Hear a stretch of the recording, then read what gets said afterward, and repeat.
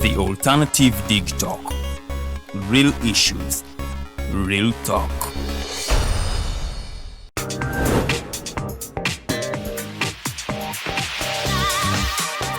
Buli muntu azalibwa n'eddembe lye ery'obwebange. Obadde okimanyi nti kikakatako okuuma eddembe lino. Eddembe lino likuggyibwako litya era ddi? Munnaffe toyitira. Bino n'ebirala birindirire mu programu yaffe Teeka Ki. N'abaweereza abo Nalukwago Emerin Katumba wamu ne Tumusiime Kato. Buli Lwakubiri ku ssaawa 5 ez'okumakya wano ku Alternative Digitalk. If you're a Christian and our nation's politics and governance do not concern you, you are doing a disservice to the God you believe in. The Bible in Ephesians chapter 1 verse 23 says, the church you see is not peripheral to the world is peripheral to the church, which means the church is at the center of everything happening within the world, including, if not especially, how God's people are governed. Why then separate church from politics? Church and politics with your host Sylvain Gumisiriza every Sunday 2 to 3 p.m. live on Alternative Uganda Facebook page.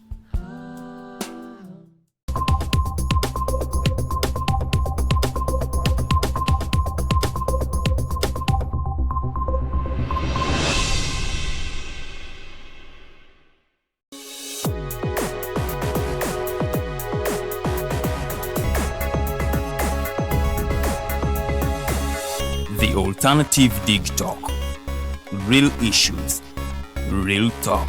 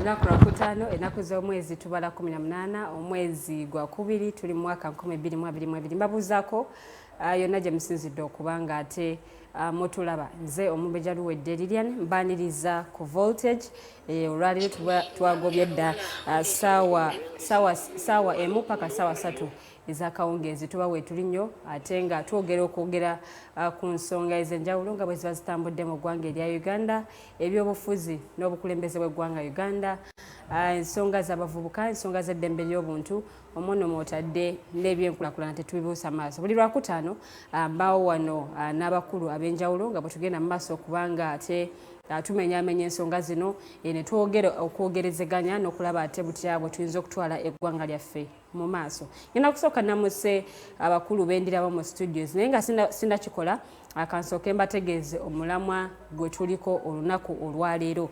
Tutunuulira African Global Security Foundation munnanga ate ng'eno yagunjiddwawo era nga yeegattirwamu amawanga ag'enjawulo. Omukulembeze wa foundation eno yaliko Prime Minister wa Uganda, Right Honorable John Patrick Amama Mbabazi. Tugenda kuba tutunuulira foundation eno oba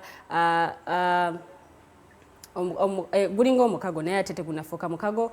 Tugenda kuba tutunuulira oba okugunjibwawo kwago kunaasobola ate munange okendeeza ku bubinja obubadde busuula gavumenti ez'enjawulo mu Africa. Kino no kibaddewo mu gavumenti mu mawanga ag'enjawulo nga zizze zisuulibwa ono bamuggyako ono bamuwamba ono bamuggyako. So tugenda kuba tutunuulira ate okugunjibwawo kwa African Global Security Foundation kunaabako kyekukyusa era ki kyekugenda okubanga ate kuleeta mu Africa. So far bwe tutunira ku nsonga ez'ebyokwerinda n'ensonga ez'ebyobufuzi n'obukulembeze mu mawanga aga Africa.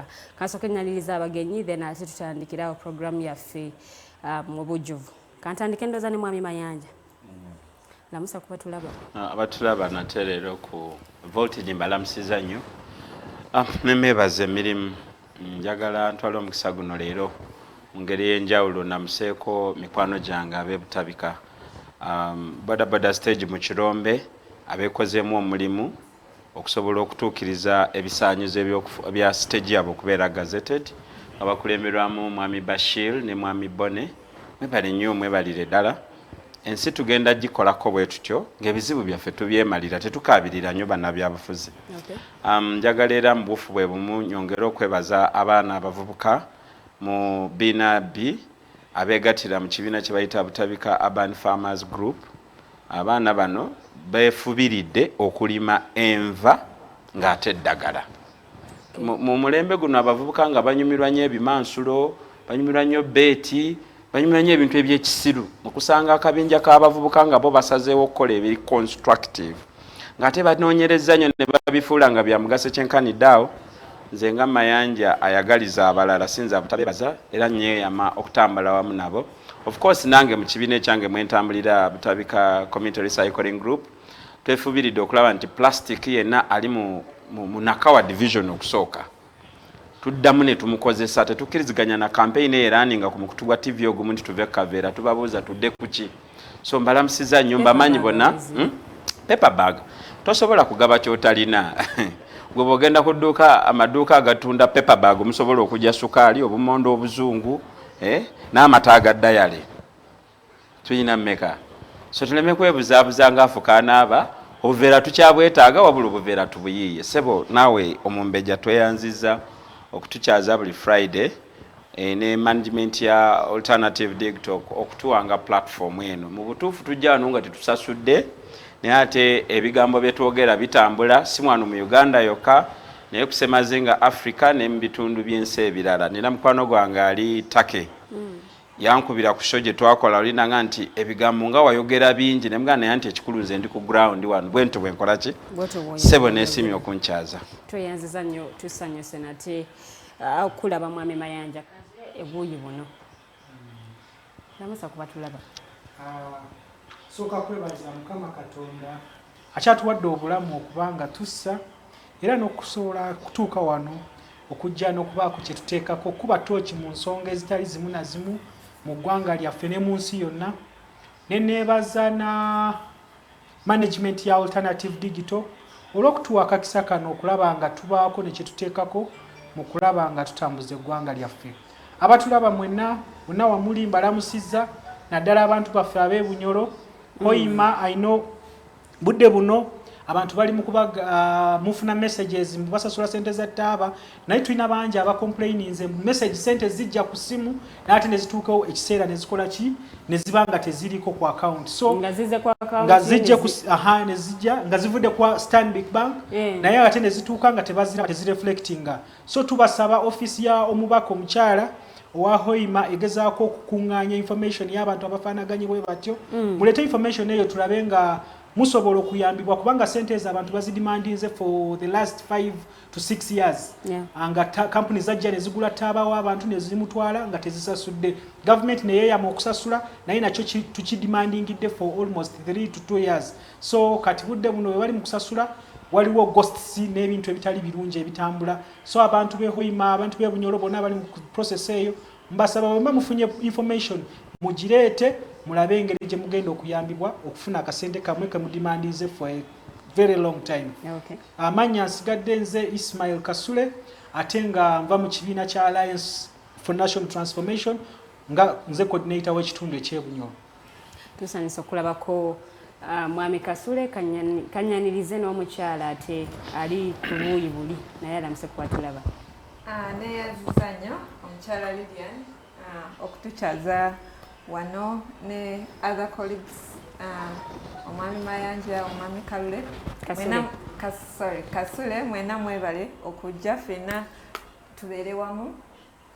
Mwena abatulaba balamusizza nnyo mwebale nnyo okwewaayo nga muteekako data wammwe nga mubeera mutugoberera mwebale nnyo mwebalire ddala era amanya n'eddoboozi nze mukyala Hasahya Sovereign Babutaleja ni mukulembeze w'abavubuka Ebutaleja era ndi mba mu kibiina kya NRM era nali ku tiketi ya NRM nekirala twebaza nnyo Alternative Uganda as a media platform mwebale nnyo okuwa opportunities abavubuka nga ffe ne mutuwa space gye tusobola to express our concerns, to express our views mwebale nnyo otuwe no platform era ffenna tugenda kuba nga tutambulira wamu Katonda tusinga kwebaza Katonda byonna bya obulamu bwatuwadde otukuuma ffenna nga tukyali balamu because it is not by us but we are here because of God. So we thank God for everything. We thank God for you who are watching. We thank God for Alternative Uganda and may God bless you all. Thank you. Tweyanziza mukyala Hasahya webale nnyo kubanga ate n'olwaleero otwegaseeko tusobole okulaba nga ate tutambulira wamu okuzimba eggwanga lyaffe n'okuba nga ate tweyongerako buli kadde. Nkutegeeza nti programu eno ebeerawo buli Lwakutaano eba ssaawa emu ey'akawungeezi mpaka ssaawa 3 ez'ekiro nange omumbejja liwe Diridian nga nze mbeerawo wano ate okubanga ngikutuusaako bwe tutambula n'abakulu boolabye ku pano nga twogera ku nsonga nga bwe ziri era nga bwe zigenda maaso mu ggwanga ne tulaba ate eggwanga lyaffe lino tukoze tutya okulaba nga tukyusa oba olyawo ebyo bitatambudde bulungi ebyetaaga okubanga byongerwamu nga bwe mbategeezeza tutunuulira abagiyise think tank eno eri the African Global Security Foundation kitongole kino kyegattirwamu amawanga ag'enjawulo omwono mulimu eggwanga erya Uganda ligenda okutandika nalyo kubanga nakulembera foundation eno Munna Uganda era nga bwe ndabategeezeza wali mu ntandikwa mulimu eggwanga erya Democratic Republic of Congo mulimu Togo mulimu Congo Brazzaville oba olyawo n'amawanga amalala agasuubirwa okubanga ate gagenda kwegatta ku mawanga amalala ku nsonga eno yennyini nga bwe mbategeezezza oba okwegattira mu kibiina kino ekyagunjiziddwawo amawanga ag'enjawulo oba abakulembeze b'amawanga ag'enjawulo era ng'omukulembeze waakyo yaliko Prime Minister wa Uganda Right Honourable John Patrick Amama Mbabazi. Tugenda kuba tutunuulira kugunjibwawo oba okutandikibwawo kw'ekibiina kino kunaabaako kyekukyusa bwe tudda ku nsonga y'obubinja obusuula gavumenti ez'enjawulo mu Africa. Obukulembeze bw'otunuulira engeri gye buzze bukyukamu okuviira ddala mu mawanga ag'enjawulo bw'otunuulira oba olyawo ne mu ggwanga erya Uganda gavumenti zize zisuulibwa nga bawamba buwambi. So tutunuulira ensonga eyo nga twebuuza nti okumeruka oba okutandikibwawo kw'ekitongole kino kunaabaako kyekukyusa oba kunaakendeeza ku bubinja buno obubadde bugunjibwawo okusuula gavumenti ez'enjawulo awo wetwagala okutambulira. So gwe alina kyoteesa agenda buterefu ku Facebook page yaffe mu search engine teekamu the Alternative Uganda soko likinge page yaffe ate mu comment section oteekeyo ate ekibuuzo kyo nja kubanga nkisoma nga program tennaba kubanga ewunzikibwa nga tunaba kuwunzika nsonga ya lwaleero tujja kubanga ate ebibuuzo byonna bye musindise abakulu bibabuuzibwa ate era ne babeera nga babiddamu. Njagala ate tutandikiraawo era tutambuliraawo wennyini naye ng'ate gwe ali ku YouTube oyinza okuba weebuuza nga ate program sigiraba. Nkutegeeza nti tetuli live butereevu naye ng'ate program eno ojja kusobola okubanga ogifuna mu dakiika ntono nnyo bwe tunaabanga ate tuwunzise ojja kusobola okubanga ate ojjota buliro onyumirwe ate abakulu be bateesezza naawe ate ofunemu ekyokuyiga ekyenjawulo. YouTube channel yaffe eri the Alternative Uganda so genda subscribing n'emikutu emirala kwetuli nnyo okona okuliko Instagram, Facebook, tuli ku Twitter, tuli ku TikTok yonna osobola okubanga ate otufuna gye emikutu kosobola okubanga otufunira naye nga tetunaba kutandika kukubaganya nsonga ku African Global Security Foundation twagala tutandikire ku zino ezizze ate nga zisuula gavumenti ez'enjawulo. Omwami omu yaliko president w'eggwanga erya Zimbabwe omwami Robert Mugabe omugenzi kati naye munnange gavumenti ye yasuulibwa busuulibwa ekyali ekyewuunyisa oba ekyayanamiriza eggwanga oba ekyayanamiriza amawanga ag'enjawulo kono kwotadde n'ensi kyali kyewuunyisiza ddala emyaka gye yali amaze mu bukulembeze munnanga ate omwami ono naye yawambibwa government ate ne babanga obuyinza babumugyeko omwami munanangu ate yeyakuliramu okuwamba oba okuggyako government eno ya omwami Robert Mugabe eyaliko president w'eggwanga erya Zimbabwe. So twagala tutunuulire kiki ekiviirako ku zino okumerukawo nga tetunnatunuulira nsonga eri enkulu, twagala tutunuulire kiki ekireetera ku zino okubanga zimerukawo, obukulembeze bwe bubeera ekizibu kiki. Twagala tuwulire okuva ewabakulu benniramu mu studios ate tulyoke tutambulira awo wennyini ku nsonga nga bwe nzikutegeezeza. Ndowooza ngenda tandika ne mwami Kasule. Ku zino kiki ekiziretera okubanga zimeruka, obuzibu buvaawa? Because mu Africa kirabika nti tutandise kitwala nti kifuuse kitundu ku bulamu bwaffe oba ku Bafirika. Neyanziza nnyo omulamwa gw'oleese olwaleero guli tekiniko nnyo ate kubanga bwe tuba nga tetunaba kutunuulira kiki eno kana akabinja oba group eyatondeddwawo ey'amawanga gano ag'enjawulo okulaba nga gatebenkeza amawanga ga Africa agamu agali under that umbrella omukago ogwo, naye nga tufokasinze ku kyaku ekisooka tulina okusooka okutunuulira kiki ekizireeta. And to me I think even okutondako kana akabinja balina okusooka twekube mu tooki tutunuulire, because in most places wakuwe zibadde kibaddewo mbu abakulembeze baludde mu buyinza, abakulembeze bakuliridde mu myaka, abakulembeze baviolatinze the human rights, the countries they have become non-democratic. So kati ebintu bwe bityo bibireeseewo abantu okutandika okugamba no I think ate jjukira n'ensi zigenda zikyuka, kubanga bw'otunuulira mu nsi z'ogamba mbu nga Zimbabwe wadde ekizampo kya Zimbabwe otunulira myaka emeka Mugabe gye yali amazeeko ate nga abantu tabaweereza ddembe lyakola ki okuparticipatinga mu byobufuzi independently. And you see that takes you back to what Mr. Museveni said when he had just come here mukataboke nakugamba the problem of Africa, they are leaders who don't want to leave power. And I think this has been the result of these coups, different coups zozolaba ngolaba oli president bamujjeo ate nawe bamujjeo banji ate mu 2021 zibadde nyingi. And it takes us back as Africa, because you see twava mu rebellions ezayita ne tuzenga to evolving into different things, but now these leaders who don't want to leave power bebatuzizza ateki emabega, because ensi kati zikula, the countries are becoming more democratic, but because of these leaders bana batagala kuva ku bukulembeze, they are taking us back.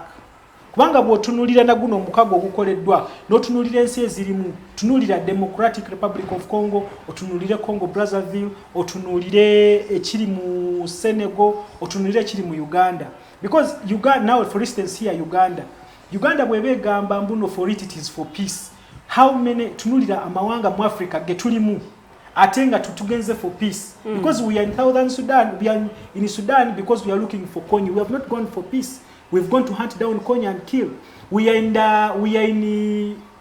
Sudan. We are in tubadde mu Southern Sudan. Twayambako to the formation of Southern Sudan. Tubadde mu Congo mu Democratic Republic of Congo. Eyo yonna tetuliyo because of peace. Tuliyo because waliyo stabilizing factors ezijja wano back home nga zigezaako kuchallenginga the establishment. So to me ndaba abakulembeze ba Africa bonna abakyayagala kwekuumira mu buyinza ate nga tebalese democracy to play. Such kind of things are inevitable. Paka bigenda kukola kigenda kubanga bihappeninga bwe bityo, because when you deny people democracy, what is going to happen? Military is going to work. When you start okunyigiriza abantu n'obanyigiriza n'amagye ne gatuuka okulaba kubanga because these coups olaba amagye okutuuka nago okuvayo nga gagamba I think enough is enough. Ne bawamba either commander in chief, ne bawamba government eriwo, kiba kitegeeza mbuki waliwo embeera etakoze eki etatambudde bulungi. To me I think as Africa and mawanga ga Africa budde buno kye tulina okukola nga naddala nga tweteeranizidde wamu mu African Union, tulina okutandika okutunuulira amawanga ebyemiremere mu mawanga ago, because you see zino zonna kubanga bw'otunuulira amawanga agasinga either their leaders have changed the constitutions have violated constitutions. Like in Uganda here, we actually, why I'm giving examples as Uganda, because that's where we also heading. Kubanga naffe tuze, people are losing, basigaza nga tebachayina option. Obeera omuntu nakubuuza, but shall we really capture power? Shall we really change this government? Shall we really get a better government? Because bw'odinayinga abantu all avenues ze basobola okukyusizaamu government oba obukulembeze obwe balaba nga tebubatambulidde bulungi. The only option eba esigaddewo abantu either okukozesa amaanyi amangi oba popular uprising. Naye popular uprising mu dictatorship wadde abakozesa sente na buli kimu kyonna wesanze mbu as you organize mubayo abakola ki bebawadde sente, they spy, they do what, because now everyone becomes a spy of each other. So the only thing ekisigalawo kati amagye okuvaayo mulundi gumu ne gagamba kati tukuwambi, and that's it. But also nakyo netolowooza nti abamu bakikola kuba nti mululu gwa kukulembera kwayagala naye atuuleko mu ntebe mukama we gy'atuulamu. Because you see, singa abadde aliwo nga ebintu bitambula bulungi, I don't think there would be omululu. Because now let me ask you, see me, I've been looking at some abantu abagenda ne mwami Museveni mu nsiko. Bangi nnyo ba sacrificing their lives for a better Uganda where they can come back and all compete. Now imagine bonna either abalala bafudde, abasigaddewo basajjusa bali mu buwambe, abalala obatunulira bolaba like Eli Tumwine. The way he handed, bwe yali handing over, his speech would tell it all. So obusungu nga bwe butyo bwo creating in your fellows abantu bemuzze wamu muzze okutereza eggwanga wamu naye ne kibeera mbu eggwanga kati lisigadde mu mikono gya muntu omu n'abo bukiliki abamwetoolodde. That's where otandika okufominga mu bukiliki okugamba no, I think it's high time we do what. Ate nga tebalabayo ssuubi. Because you see baba tebala usinga baba bagamba mbu, you know, periodically every 5 years tujja genda mu kalulu, akalulu kali free and fair, we can change government. We can also compete. You understand? Because you see, this is a struggle for power. And you know, power is fought for. So, oli amanye mjagenda mukalulu, I walk around the country, tunde manifesto yange, tunde my program, and people vote for me. But if you've killed all those avenues, waliwo constitution, ebaddewo nga tulinamu safety valves, nga bagamba, omuntu agamba, age limit weri, emyaka 75. People can be patient. Nebagamba Lilian wanabeera president ebisanja byebyo naye ne baba tewaliko mu kubisanja naye at least emyaka 75 ejja kola ki ejja mukwata. But if there is none, something like that nga tekiriwo, meaning ng'oli amanyi this guy can be a president until he dies oba obulamu bwe bwonna, then the best, some other people who are impatient, some other people who feel that I think they cannot continue like with the same bajja kola ki bagenda, this is going to be the only thing to do. Ngacha mwami Museveni ne group ye bakola because wali wakalu bwe wali akalu they claimed, because you see ayagenda mu nsiko yali yafuna entebe eji ya Sam Kutesa, I mean gundi Kiyonga, Crispus Kiyonga we Kasese naye Museveni yenyini yesimba ne Sam Kutesa nakola ki namuwangula. But because he was not contented ngaalaba there is violation of human rights, waliwo okubba n'agenda wa n'awojinga gorilla war. So emyaka egyo mu kinaana people were waging gorilla wars and what, but now the style is changing. We are going back into coups. Ate coups are very dangerous because you see even the team that sometimes take over, because at this for guerrilla warfare ojja kwesanga mbu abantu emyaka gye mubaze either mu nsiko you have built mu capturing certain group mu capturing regions ezimu mu buildings mukoze eki then mugenda okujja capturing nga muina at least system ekola. But for a coup bano basajja babadde mu magye bavuddeyo bazze bakutte eggwanga. That's why you find that eggwanga easily most of these countries have this slidings and is going back. Okay. So, and this is something that we should, as African Union, change okutunuliramu than creating a cliques buno akalinga ka NGO akatagenda kumala, because let's look into the problem. Bwotunulira currently Uganda and Rwanda. We've been in bad books for the last 3-4 years. Nga Uganda accusing Rwanda, ne Rwanda accusing Uganda. You understand? Yeah. So I think those are the issues we need to look into. With honesty, tutunulire tugambe what is that Uganda doing bad?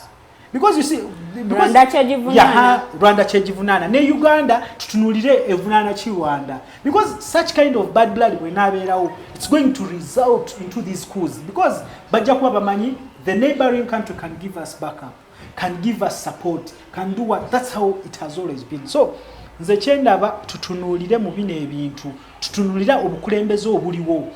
how are they buli mukweyisa butya butunulidde butya mu ddembe ly'obuntu kubanga omuntu bw'abanga manyi nze nine waliwo eddembe we can move we can challenge this government in this form tusobola ogichallenge nga ate ne tugijjawo we can challenge it and be listened to naye wano bw'olaba ng'embeera mu mawanga bakulembeze tebaagala kuvaawo abaliwo tebaagala kuvaawo they have not put systems ezisobola okubajjawo you're going to expect more cause more than this na wano okiraba and by the way actually Uganda we are sitting on a time bomb because you see most of the things byolabye nga bijja bibaawo some of it's a signal bikulaga mbu there is something which is not right and I think the more we come out actually the earlier we come out and start talking about these things netwogera ku reality because you see what we had now to be talking about is a succession plan tutunulire tugambe how are we going to transit from a Museveni era into any other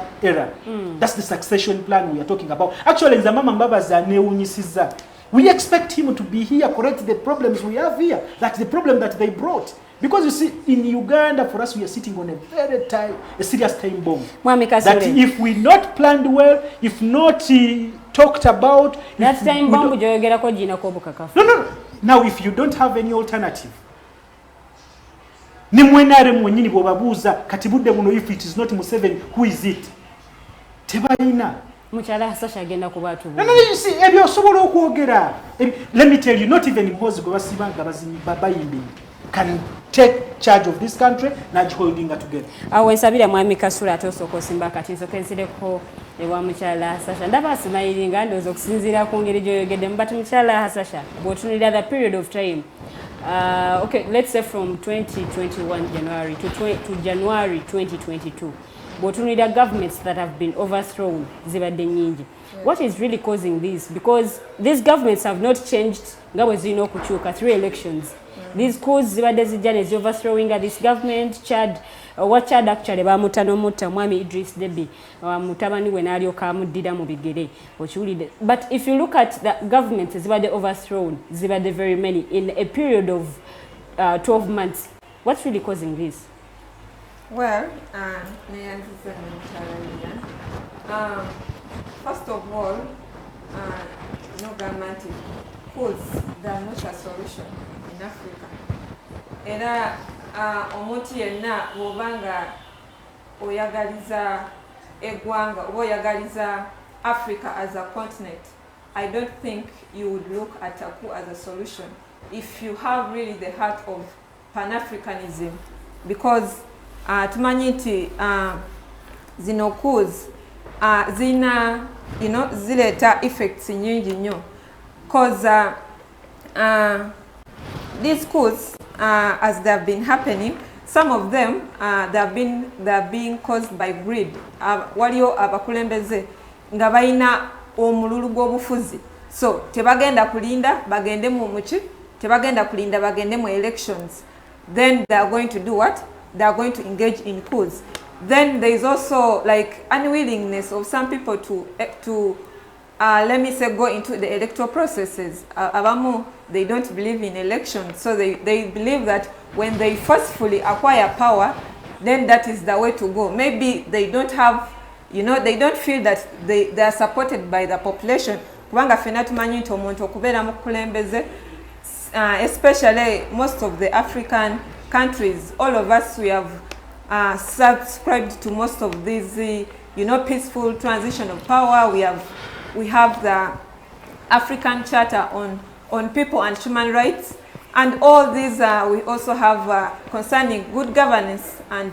policies so most of the African countries oba amawanga aga Africa agenjawulo bakkiriza mu democracy oba bakkiriza nti as Africans if we are or if we want to create let me say we want to create or we want to create new leadership we have to go into elections so some people they don't believe in this as a way of acquiring leadership that is why we are having these coups as I was introducing I said we don't believe in coups because coups ziresewo nnyo a lot it has affected now wotunulira kangamenga Uganda Idi Amin he overthrew through a coup naye because of Idi Amin, East African community collapsed, and up to now we are still facing that effect of the collapse of East African community because of Amin Ko. So tucha struggling how we can revive East African community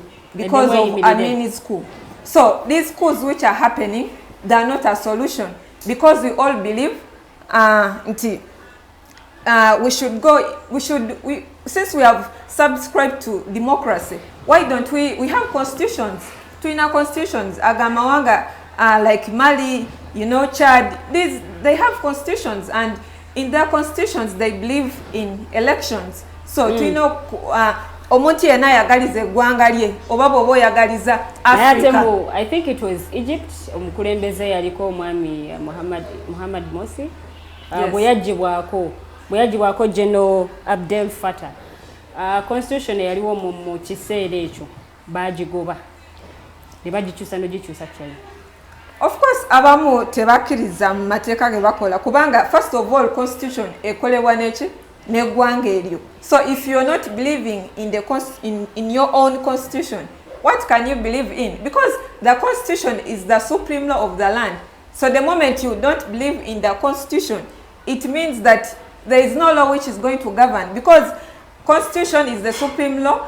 Zinendala kangambe over acts, all the acts which come in, they are all under the constitution. So omuntu yena atakkiriza mu constitution ye aba taina, like oba toina, you have no any basis you're going to, you know, to run your country. So abantu baffe as Africans tulina embracing a pan-Africanism, tumanye nti coups are not the solution to African problems, kubanga waliyo constitutions, and constitutions zino zitwalawinga abantu bagende mu elections. For example, in Uganda we have had the generals going to compete. You know, we have had General Muntu, we have had General Tumukunde, General Kaguta Museveni. Yes. Ebimu ku byamutwala mu nsiko yayita kkiriziganyiza na byava mu kalulu. And there was a constitution then? Yes.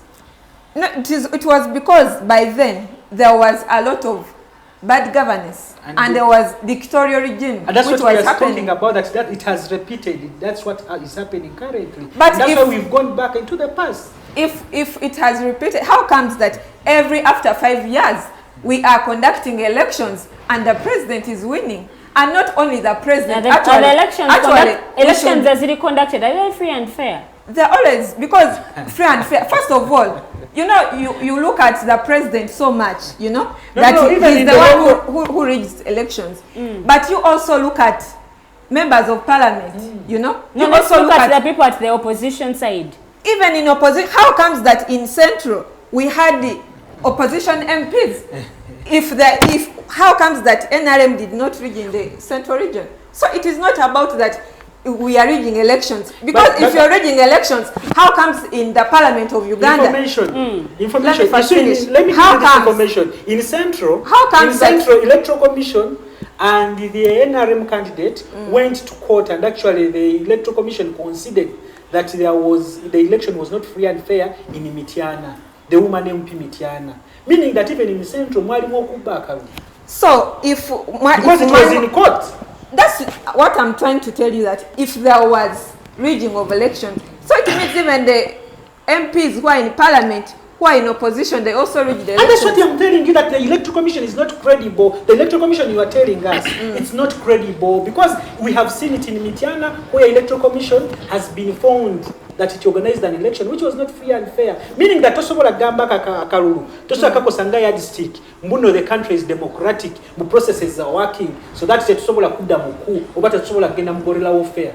We cannot go in, because ECO is not the solution. We have to go into democratic means. But when democracy fails, that is what we are subscribing to. We are subscribing to democracy. But so when democracy fails, ECO is not a solution, because it first of all agenda kubaza mabega. So we believe in elections. Abantu bagende mukalu. The good thing in Uganda, we have multi-party system. And you are free, by the way, to choose any leader of your choice. You're free to choose any political party. basing on your choice. And we have seen people going to go and they are casting their votes at the end of it all, not only on president, but also on MPs level, on the local government council level. So in all this, so let us embrace these elections. We have seen, actually, I was talking about generals. We have seen generals. They would say that let us opt for a coup, but generals have gone to compete, you know, fairly, like General Tumukunde, General Muntu, even Besigye himself. So people have opted because they believe in democracy. Unless people have selfish interests. If you are saying someone is president wa Uganda, Bolabo Muntu, you know, when he's spearheading to go to a coup, it means they have different, you know, they have their own interests. By the way, first, abantu balina okumanya nti some of these coups, some of them are foreign what? They are foreign engineered. Actually, when you dig most of them, like ziri behind them, they are foreign what? Engineered. So as Africa, like the one in Somalia, like the one in Somalia, as Africa, where Uganda is.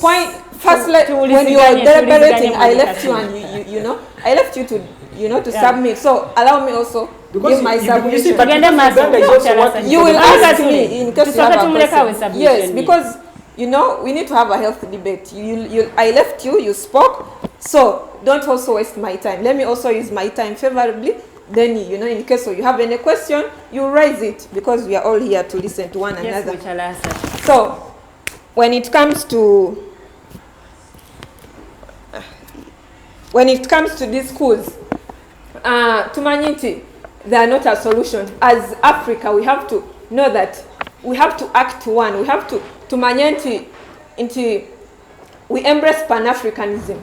Kubanga schools, they affect our trade relations. Like nebogamba nti obaziri eri mu West Africa, nedda, we as Africa, we have to be one. It doesn't matter whether obaku it has happened in West Africa or eri mu North Africa, whatever it is, as African Union, you know, let us put that agenda that first of all we are Africans. And being Africans, what are the solutions? You know, what are the solutions which are going to help us? Because schools are going to affect our relations. They affect trade. They affect different, you know, even the way of life of people. Because most of these schools, the civilians actually are the ones who even, you know, who even suffer. Okay. And so there are a lot of. So when it comes to also as Amama Mbabazi, first of all, I think we are going to reach there, Ms. Okay. Hasahya. All right. Akansokenzireko ewa Mwami Mayanja. Mwami Mayanja. Bw'otunuulira government, bw'otunuulirako mu Uganda, bukulembeze engeri gye buzze bukyukamu, kubadde kuwamba, bubinja butondeddwawo, kano onaggyeko gavumenti eri, ate nakati mu Africa tulabye nga kye kimu kubikoleddwa oba oliawo n'okukyusa obukulembeze. So tukitwale nti obukulembeze bulina kyusibwa na mundu, si kuyita mu kalulu nga bwe kirina okuba. Obukulembeze bulina kukyusibwa na mundu oba mu kalulu. Ansa yange enzo butabanga sijonoonya naye bwe tubanga tulina option gye tukkiririzaamu nga mwannyinazi we NRM bwe mpulidde bimugalangatanako nti tuyite mu kalulu, then before we critique, let us first debate akalulu. Mwannyinaze njagala obeere mu kristaayo tunule mu kamera. Ngenda kuwa reference nya.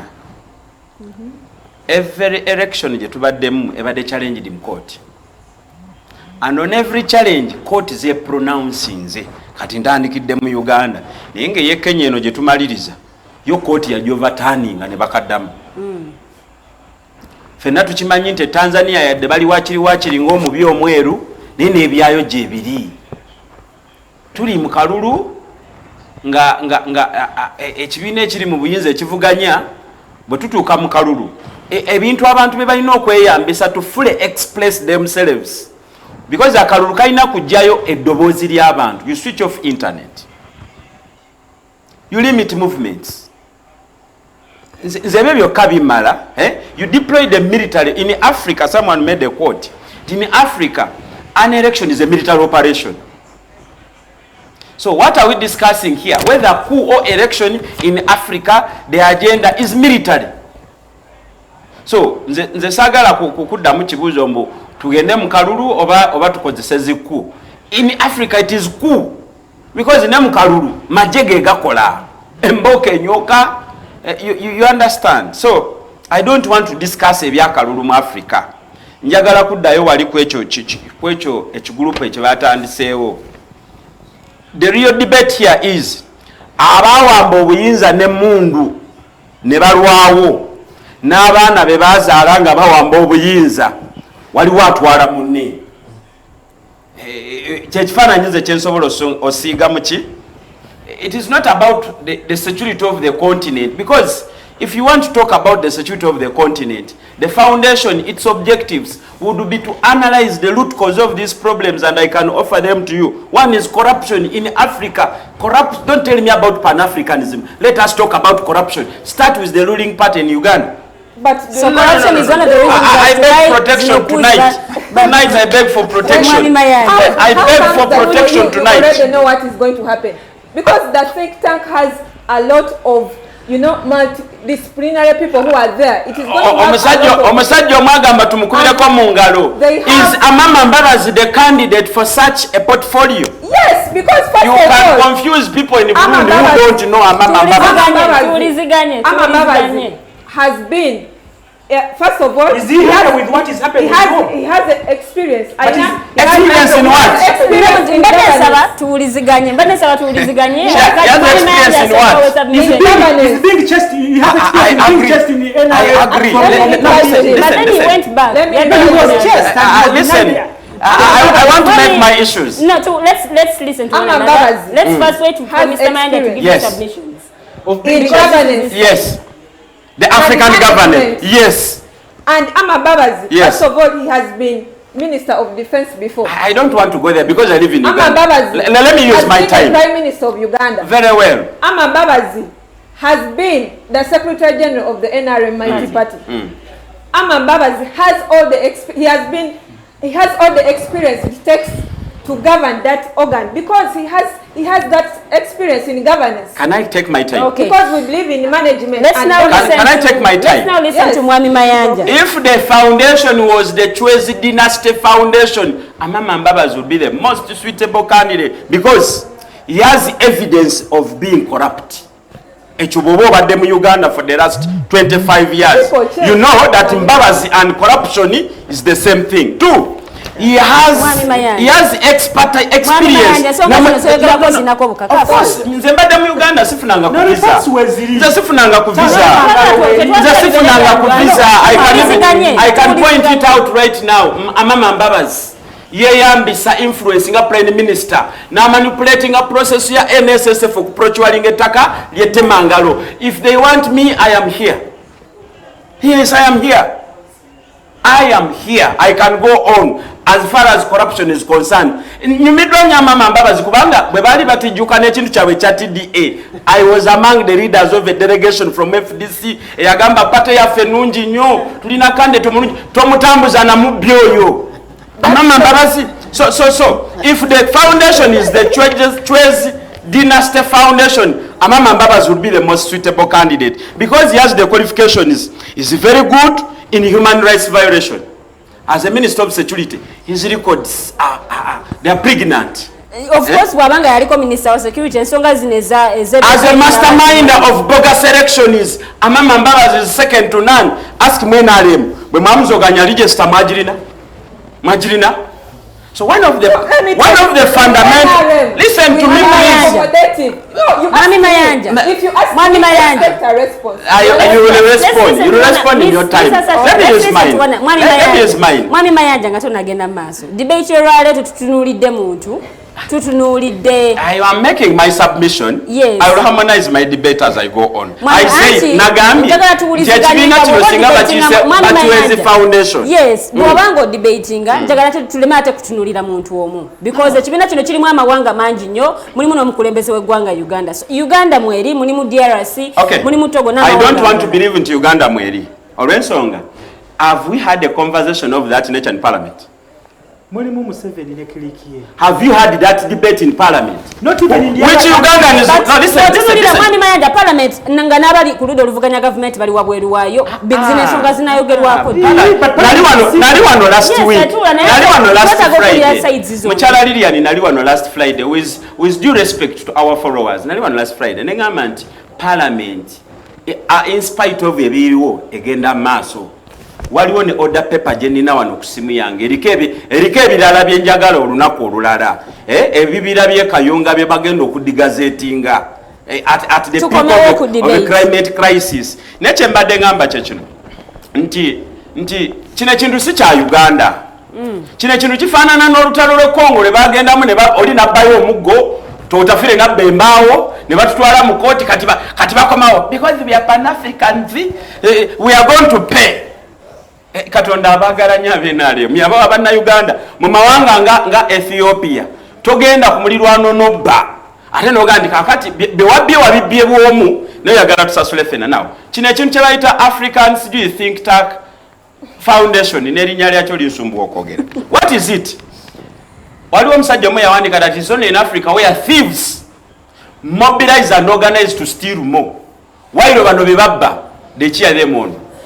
Ndaba ababbi people who came by coup okiwulira bwe batuuka wano bawomeddwa they don't want to go.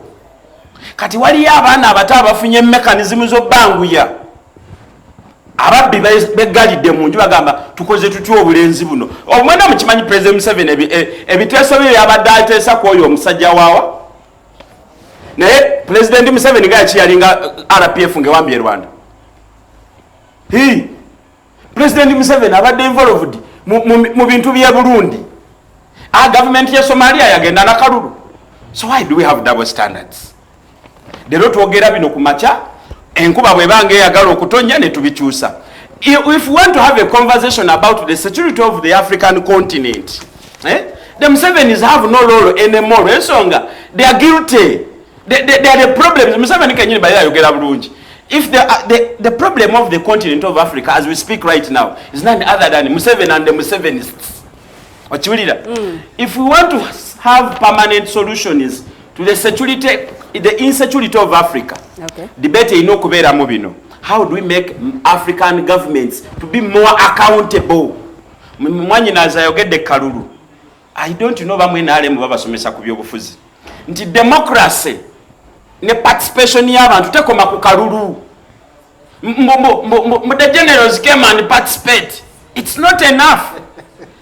How bwe tumala okuba akalulu eddoboozi lyaffe lye tutadde mu kalulu likola ddi mukuba ababaka baffe mwe twogerera mubakuba emiggo ne batambulira ku bugaali and then you are here telling me mbu kasita mulonda jeno biraalo yajja nejja n'omuntu nakino kankikugambe that if you praise that after 35 years muzimbye democracy you have used the military to build a state mune mutufunirako ku demokrasia kati bwofulabanga bannamagye abazimba system eyo nga bavaayo bagichallenging there's a very big problem. Nomenya asooka muntu besije biraalo sajjusaite mumukiriza kwogera. There's a problem here. Which problem? There's a very big problem. Tumina hayomba. Tumina hayo.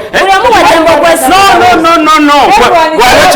Walechira lewe Bungereza ati Field Marshal gundi avuganya yali tayari nzejo kuvuganya state. Everyone is allowed to participate in elections. My dear. Yes. No one is saying I am discussing a security of the continent, yes. And I don't want to limit myself to Uganda. Olwokuba gye watambulidde njagadde nkukubirayo torch. So you look mutunulira amawanga gonna agabadde muziku. Amawanga ago government zaago ziri highly indebted because of the luxurious excesses of their leaders.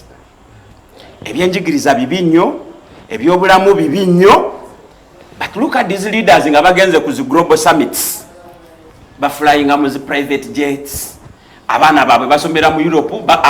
African leaders bonna balwalira mu Europe. Sente bazikola muki? DRC kabuze katabamu. But tubanga twagala okufuna a lasting solution to the African security question. We must agree for democracy to be at center stage. And we should not just limit democracy ku kalulu. Because nakalulu kaffe kaliko ebizibu. After 35 years, twandibadde nga bwe tugenda mu kalulu. Ekitone nnyo kale, tubeere ne petition is challenging a bill. Oyogedde mbe abantu balonda ababaka baabwe aba parliament. How many are in court? How many are in court? It's their choice to go to court. Everyone can go to court. Give me a break. If you're dissatisfied, you can go in court. Is it the same in Ghana?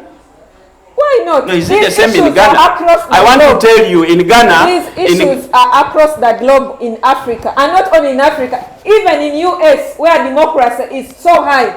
Even when President Trump, the president of the United States of America, he said Biden cheated him. Isn't he in US where they are saying they compare democracy of US? Very well. So, issues of democracy, issues of governance, let me say the challenges cut across. No, they don't. They don't. They cut across. Because when Trump complained that he has been rigged, yes, there was a transparent exercise that made him to keep quiet. In Uganda, in Uganda, when Amama Mbabazi was challenging Museveni, because Amama Mbabazi omubbi wakalu, yawabira Museveni nti akaka akabbi. But I am privy to what he went through. Baloya beje bakolera amagye gajja ne gamenya office ne gatwala buli kintu.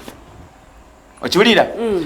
Abantu abali balina okumuweera obujulizi mu kooti bababuzaawo n'abamu nakati tebannakola ki. So my sister, bino ebintu tubijjamu partisan interests. Because at the end of the day tusigala wano mu Africa.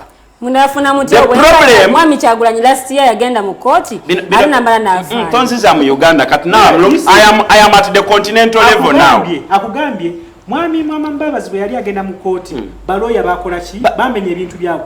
Kyagulanyi bwe yali agenda mu kooti tebamukiriza n'okuva Magere wawuliranga kati Magere. Naye bannamateeka mu kooti bali. Kati awulira going to collect evidence ng'oli musibe. Bw'oba oyogera ku bannamateeka eyali awolereza Amama Mbabazi naye sobola omwogera ne sente ze bamu. N'olwaleero luno yafa. 2016 ennyonyi zaasalawo enajja nankumbi. Ate eyo yemboozi. Eyo yemboozi e Kenya, yemboozi e Rwanda, yemboozi mu bana bano benaga nti ababbi abamaze okwemobilize nga bayiye engeri gye bagenda okubba mu ki empya. So for me, sagala na kumali tetwandyonoonye budde bulungi nnyo bwe buti nga tudiscussing ekintu ekyafudde at inception kigenda kukolera ababbi abajjukira obulungi ennyo engeri gye bakwatamu state power nga beeyambisa zikku kigenda kubakolera naye ffe bannayuganda musista wange benyumya nti pan-africanism, the aspiration of the pan-african movement is the welfare of the African people. Nema mmanya tolowooza nti kino guno mukago oba foundation oba ekibiina ekyatondeddwawo kinayamba okulaba nga kigenda kuyamba ki nga tekiri premised mu tteeka ffe tulina zi charter za African Union. Okiwulira? Lwaki tetukolera eyo? Nga tetunatuuka ku African Union, Mwami Mayanja, twalibadde tukuba tooki oba oliawo tukijajinze nnyo nga kyakatandika. Nze sirina budde busoma postmortem report. Oyo mulambo naawe ogulabako. Mulambo era gwakulembeddwa omufu Amama Mbabazi. Kakati tumalaawo tubuze mbu omulambo temperature yagwe etuuseeta omulambo gwe tugongerako makeup gugenda tuviiramu obwo budde nze sibulina. Nkugambye singa kibadde genuine bandikirese mu parliament ya Uganda. Oba oliawo ensonga zikyateesebwako ng'ensonga endala zigenda kuba zireetebwa mu parliament. Bw'otunuulira parliament ekiri mu ssaawa zino baagala kola ki? Baagala kusuuza honorable zaake kifo kyagwa commissioner. Kati ensonga nga zino baba bannazoogerako ddi. Nze mmanyi ebigenda maaso mu parliament. Nkugambye nti kwoda pepa gy'ensembi y'okukwatako. Kuliko motion nze nnyumidde nnyo ku agenda. Kuliko a motion to degazette some forests, two forests mu Kayunga, nze kyo kinkwatako. Eyo nkukikuleetera kulaga nti parliament business is going on as usual. Bino ebya zaake sijui jimu muwezi. Eyo break time. Mayanja, maybe information joba yisize teka ilya mining. Yes. How they're going to start taxing and what evolution. Era singa eno obudde twabukozesezza kuteesa kukuteeka eryo bakati okusima ebbumba oyina emitendera gy'olina oyitamu. Naye maliriza na kino ekintu kya think tank kiwomeddwamu omutwe President Museveni kigezaako okuwuddiisa abantu nga kyeyambisa media n'abantu nga mwanyina zaali mu studio olwaleero nti ddala magnesium asobola okuwonya omusujja gwa Brusela. That is what Museveni and group are telling us. Nti bw'omira panado ng'olina obulwadde bwa Brusela awona. Lwaki muyise bulwadde bwa Brusela? Ebireese insecurity mu Africa. Bw'owulira crisis eri mu Ethiopia. Bw'owulira yonna gye biri. Buno bwe bubonero. Political unrest as a result of mass unemployment amongst young people. Egypt, Zimbabwe, Ivory Coast, Uganda, Rwanda is silenced, but it's also there. Number 2, corruption of African leaders. But now, Museveni is one of the richest, presiding over the poorest.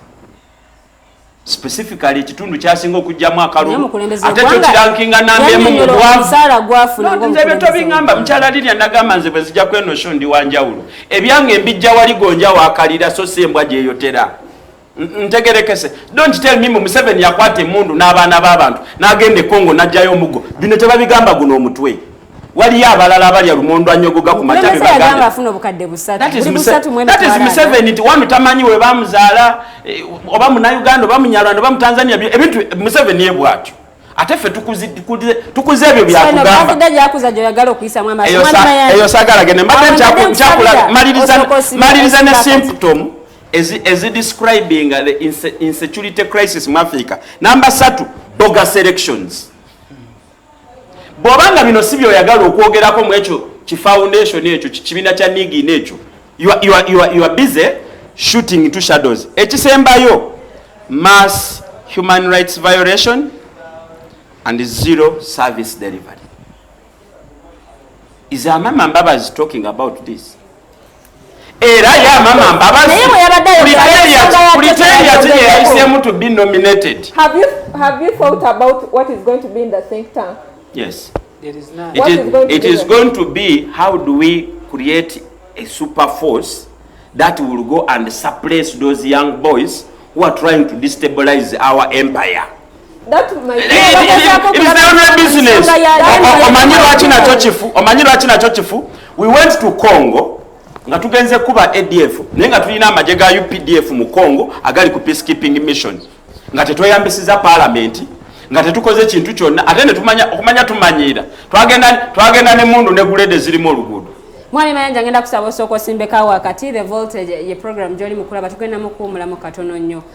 Tukomawo mu ssaawa yaffe y'okutwagala tutunuulira omukago gw'amawanga agali ku ssemazingo wa Africa gwo ate mu nsonga zino guli ludda wa twabadde twetaaga ate okuba nga tufuna think tank eno ng'ate tulina omukago gw'amawanga guno omukago guno ogwegattirwamu amawanga gali ku ssemazinga owa Africa tugenda kubanga ate tubyogerako byonna era tutunuulire obaoliawo n'ensonga endala ze tugenda okubanga tuwulira okuva eri abakulu bendi nabo mu studios olwaleero naye katusooke tuwumunemu katono nnyo temuvaawo.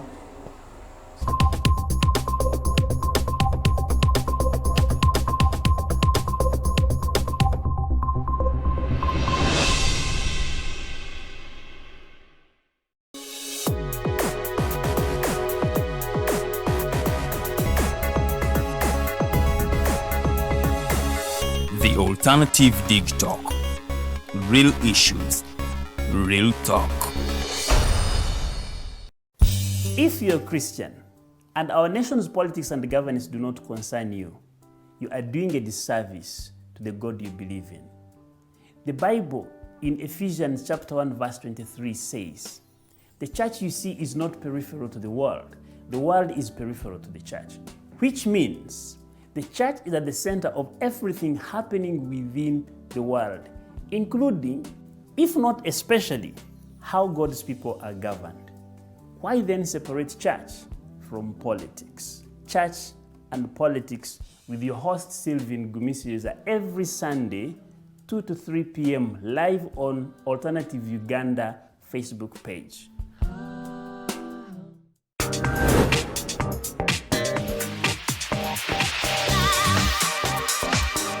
Beautiful people, you're welcome to the Snap Talk with your girl Teddy Tenjo every Saturday right from 6 to 7. It is your responsibility omwana wo kubeera mu nyumba nga teyasuze bweru mbo bamubanja rent. Koyo kulaba abalenzi abasajja abakunga. Butuufu tebabuulirirwa nga babulamu. Teweerabira nti tuli wano ku the Alternative Digitalk. Mukwano gwange gwali topic kiki wandyagadde twogereko. Is it about family? You can take your time, look for a job, stabilize, men will come. Men will always be there, you will get the men. Bonna gwoyagala omusajja yenna gwoyagala ojja mufuna. Embaga keetuuke. Bino bintu byasenga nawe ojja bafuna. Naye ng'oli asitudde ttu yakedde ku makyabaga nti nsitudde ttu. Naye nga mu butuufu agambye nti gy'akyali muto. Is it outside family? Is it society? Oh, could it be relationships? Just be commenting a topic yonna gyandyagadde twogereko tujjako tujogera kwano ku the Alternative Digitalk ku share enganzi the Snap Talk.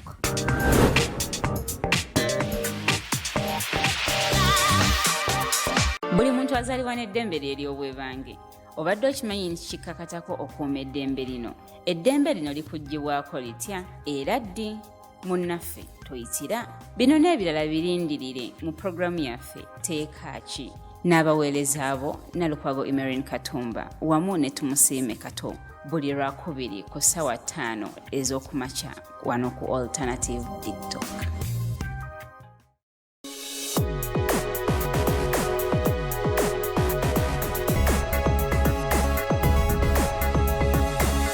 The Alternative Digitalk.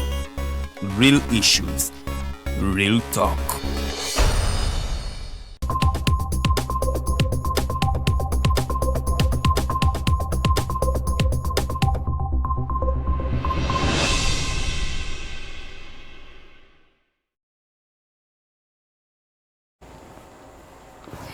Essaawa ziri bbiri zennyini ez'ekiro ky'olunaku olwaleero tekunayitako yadde eddakiika n'emu. The Voltage ye program gy'oli mu kulabagano nno gama masannyalaze gennyini.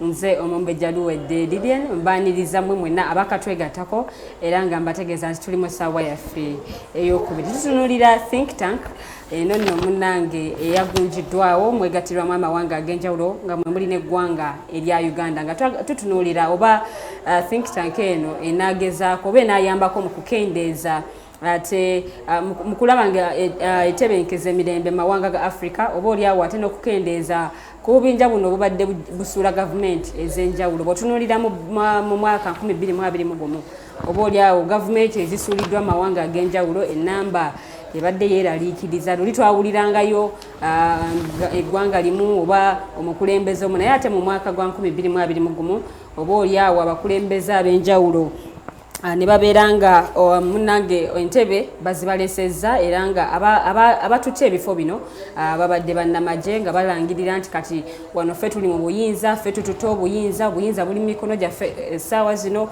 So twongera kutunuulira okutondebwawo kwa think tank eno kunaabako kye kukyusa bw'otunuulira ku nsonga ya kuzino ezibadde zifuuse ensonga mu ggwanga mu kusemazinga owa Africa awo wennyini we tutambulira. So gwalina ekibuuzo genda buteteevu ku Facebook page yaffe mu comment section oba oteeka ensonga yo nja kubanga ate ngisoma comments nziraba abanjawulo batandise dde okubanga baziteekayo n'abalala ate abakyateekayo tukyagenda mu maaso n'okubanga twogera ku nsonga nga bwe zitambula era nga nkutegeeza nti gwayagala okubanga okuba butereevu mu studios obuuze ekibuuzo ojja kubanga oyita ku nnamba y'essimu eri 0789017145 eyo nayo nnamba eya MTN so nga ate ennamba eya Airtel eri 0759132310 0789017145 oba 0759132310 namba ate ya Airtel kosobola okubanga oyita. Naye njagala nzireko ewa Mwami Kasule yasooka atubuulire twabadde twetaaga think tank eno nga ate tulina omukago gw'amawanga ga Africa yate mu East Africa oba oliawo tulina East African Community. Ensonga zino bwe zituuka ku nsonga za security oba ensonga za stability mu ggwanga lino erya Uganda twabadde tetwetaaga kuddukire twabadde twetaaga okwegatta y'abaffe mu think tank eno. Njagala ntandike ne Mwami Kasule. Mwami Kasule, Uganda twabadde twetaaga oba okwegatta mu think tank eno oba okujoininga think tank eno. Webale nnyo mukyala Lilian ku The Voltage wano ku Alternative Digital waliwo program zenze followinga waliwo program gye nalabye I think was it yesterday nga waliwo abawala bababuuza modeling wagitandika ddi wakola otya yaga abantu babingambanga ne bangamba olinga modo ofaanana modo kati nange nenkola ki nenga kankikolere ddala kati ebintu bwebiti bwe biba bigenda mu maaso mu ggwanga lino saagala ate tubitunuulire bwe tutyo nga bano abawala baffe be tulaba ku programu eyo nga bagamba kubanga abantu baŋŋamba kati nange nkoze eki nenfuuka mu modo kati ndi modo w'olulango naye tutunuulira ekintu mu in depth okutegeera kiki kyennyini kivudde ku ki nga tutunuulira zino ku ezizze nga zibaawo ne tutunuulira bwe baba bakola foundation eno mawanga kyagazza gasookeddwako gatunuulire track record yago history yago eryetya obukulembeze issues of governance ziri zitya mu bitundu ebyo mu nsi ezo okitegeera kyekintu ekikulu Uganda yegamba it's going to form peace. How has its track record been on the continent of Africa? Okitegeera Uganda you see Uganda is playing a double-sided card. Wesanga eno eri mu kustandinga neba kubanga these coup ezisinga zonna bazitadde ku bazungu okitegeera bagamba they are the ones influencing it na one of them even back home bakugamba opposition efuna sente okuva mu bazungu okitegeera naye Uganda ategenze ku mission ezirimu abazungu ze bagezaako okukola ki okitegeera kubanga Uganda ebadde ku mission in Somalia it is entirely western. Uganda yagenda okuyambako in the formation of gundi Central Southern Sudan. Okitegeera Uganda ebadde mu Central Republic. Okitegeera Uganda ebadde eri mu bibira bye gundi bye Sudan ne Central Republic of Congo up to Liberia ngegezaako egamba eri mu kuyiga because it has not been for peace. Okitegeera Uganda ne muliranwa waayo Rwanda here. There is no peace. You see, we should have started, if something it was really genuine, it should have started on that basis. Natugamba at least waliwo resemblance yogamba mukati budde buno tuvuddeyo kino kye tugenda okola tulaba mbwe ekintu tugenda kitambuza bwe tuti amawanga nga Ghana gavuddeyo ge tulaba at least mu Africa agatrayinzeko kubeera democratic. Okitegeera tutunulire ku mawanga bwe gatu naye bw'otunulira Ghana gali more vulnerable because you see President Museveni ne President wa Congo Brazzaville oyo gundi Dennis Hu tebalina kubanga bw'otunulira ye yajja mu buyinza 1997 ate naye yajja nga President Museveni kubanga naye yayita mu ki mu rebellion struggle yayita mu guerrilla warfare najja ate yagezaako n'eggwanga lye in 1997 I think mu myaka emirundi ebiri eggwanga lye ligenzeeko mu lutalo okitege kati abekulembeze bwe batyo ate eggwanga lye lirina ebizibu bingi nnyo violation of human rights ebyobululu biryawo ya overthrowing a constitution okitege kati ago ge mawanga gakoze eki ageformingiddemu ne gaforminga what they call their think tank nze it is no actually kyekintu actually gundi abadde akiga kiringa bwe muvaayo wano ne mugamba muli bakozi ba alternative digital naye mu bakozi omwo mulimu bakoze kasako kamwe mubeerawo mwewola sente zammwe mwagala okwekulaakulanya on top of your salaries mulabenga bwe mukoze eki bwe mwekulaakulanya nange bwe nkatunulira it's like an NGO of certain people who are threatened by a trend that is coming up okulaba nga bachallenginga their status quo. So nze sigira bambu eze to stabilize anything. I think it is bagalo kulaba kiringa bonatekako an intelligence system nga wano between ISO viso something like that. So na wano bakozeko ka viso kawe kali yao kagenda okutandika okuspying on different countries on different people ani akoze kino ani akoze kiri kulaba nga benywereza ki but to me I think ekyo tekigenda kuyamba kubanga what is bobate ba solving what is causing all this the threat je bayine yaku nachi nga tugitunulidde mu what is causing all that no addressing actually it's going to escalate them more kubanga nze ne leader gwe baye kulembeza the Honorable Patrick Amama Mbabazi nze nsubira obudde bwe yandi bumaze wano to solve nga yetondera bana Uganda osege kusolvinga ekizibu ekiri wano because you see we are asking this country we are asking anti begatiddewamu okulaba nga basolvinga oba oliawo n'abayeekera nga ADF tosobola kulemererwa kugula mmere wuwaka noga kati nze ku kyalo nze ndi ku kagundi akalabirira abateesobola Kushege noga manzi kati kuchino kunyire kushine ekyalo nze alabirira abakateeyamba bali wano kucha naye uwe wakabasula enjala abane gundi emmese ziri mu kubalya ebigere kati gogamba ogenzeewa. Let's first concentrate here ate Uganda tukilininga wa record our image bwetunulira nze nkugambye waddemu example ne kugamba Uganda wawe tubadde nga tugezaako okulaba nga we are not preaching peace nga naye we are to war. Oshegera issues ebintu ebizze wano nga bitugamba violation of human rights budde buno eggwanga nga tukyayogera ku violation of human rights n'ensi yonna etunulidde Uganda on violation of human rights kati fe tugamba we are tugeze mu think tank ndowooza nze twandibadde tugamba how tutereezezza tutya. Oshegera kubanga bino bye bagamba okutereeza okwekuumira mu buyinza what is causing all this. Amagezi omuganda agamba amagezi muliro okukubula gunone wa mulirwana so okwegatira wamu kuno kw'abakulembeze ab'enjawulo n'okusharinga ideas oba oliawo kinayambako okutereeza okwegatira wamu kw'abanakyemalira abakulembeze abatagala kuva mu buyinza kubanga begasse wamu bekuumidde batya mu buyinza oluse lw'abasezi ye foundation ngezaako noonya erinnya mu Luganda erinaatuuka ekintu ekyo bekuumidde batya mu buyinza obwo bekuumidde batya mu kunyigiriza bannansi mu nsi zaabwe mwe bava. Oshegera betantaze batya gana maloboozi agavaayo because you see nze nkugambye all these schools ezizze zibaawo zizze because abantu balemereddwa okuweebwa space airing out their views. No, even to compete. Okay.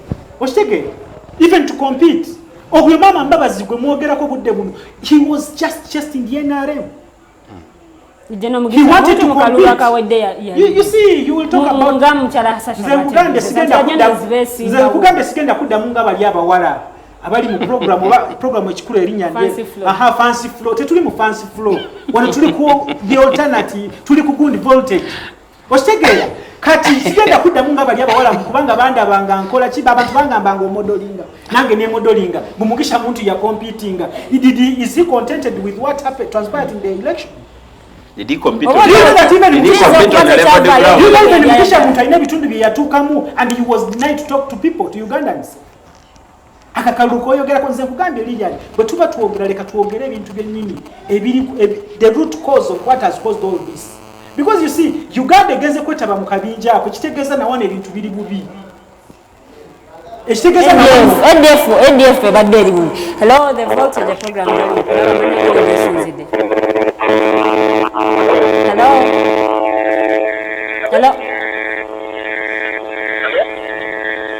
Hello? Atukuulira seba manyago ne gyosinzidde. Ate tusobodde kubanga tukufuna naye osobola okubanga oddamu n'okuba butereevu ku 0789017145 oba 0759132310. Mwami Kasule tugende maaso. So the whole point is Mr. Museveni and Ngweso Dennis wa Kong Brazzaville tebalina kye batugamba mu kintu kino basoke batereeza amawanga gaabwe we bava. Fe twagala wano tulabe twogere the issue of succession. How are we going to transit from Museveni and the Musevenism eri wano mu ggwanga through an election? Now you see omanyi ebintu byakalungu bwe tuba tugamba mbu twagala kutebenkeza eggwanga tuleme okuvaayo ne tutandika okuposityalinga. That's what has led to this kind of coups, this kind of uprisings. Ate ffe Uganda, I think as a country tusaba nnyo Katonda tetutuukaawo kubanga ffe olaba eggwanga eririmu amawanga agasuka simanyi mu mmeka kubanga bwe tubadde mu wiiki eno owulidde the tribal voices ezibadde zivaayo mu ggwanga bw'ogamba parliament ebadde etudde ng'abakyoli bavaayo bagamba ffe tuli ku kino nabano bagamba ffe yekitegere nga tukyalina all that kind of division bwe tuba tetuteesezza bulungi ne twogera bulungi transition ate ffe kisobola okubeera waasi wano we can slide back emabega emyaka nga 3 okusinga nekyali waamini. So nze kyeŋŋamba nga tetunaba kudduka okudda eyo gana amaloboozi ge bagamba mbu Mama Mbabazi mulungi naki ajja aveeyo mu Uganda tugambe abaana abattibwa nga yeesimbye wano. We need a truth telling moment. tubuuze tugambe abaana abazze bawambibwa abaana abazze battibwa buli kalulu kabadde organizingibwa abasirikale abali mu kisejusa budde buno he's pleading to get out of the army. And you think Taina Chagezako Kola, he has been pleading for the last now 7 years, nga pleading to get out of the army. But he has failed. Hello? So, tulina okutunuulira mu bintu bwebiti ebiri complex betutagala kwogerako si bino byakumala gwogera mbu akalulu kemugenzeemu akalu ka 26 Justice Kanyehamba yavayo n'akugamba Dr. Besigye omusango yali aguwangudde babakubira essimu ekiro ne bagamba temugenda kukola kikusazaamu kalulu ako for the good of the country but judges bonna abaali batekinze decision ne backtracking. General Sejusa yavayo n'akugamba akalu ka 2006 akaluka 2011 Dr. Besigye yali akawangudde. Electoral Commission yalina obuyinza obwenkomeredde oli akugambye ffe twasetting up tale center ne tukyusa buli kimu kyonna kubanga yali akulira intelligence yali mu system nga bebagezaako okukola buli kimu kyonna yakugamba mbu Electoral Commission si yemaliridde budde buno bw'oba oyesimbye mu tale centers zonna zibeera manned by ISO boys. By the military. Military onogamba isa abewaffe mu kirombe tebajja bitegeera akalulu mu Uganda kafugwa magye. Oshege kati amagye bwe gaba gatandise okubawamba kubanga gokozeseza mu buli kimu kyonna kati yote bansobi because you see here mu kesi sigenda wano mu butali batembeyi amagye ge gali mu kubako. Hello. Genda mu URA magye ge gali mu. Hello, the Voltage program Joli Mukulaba, Manya Gone Josinzide.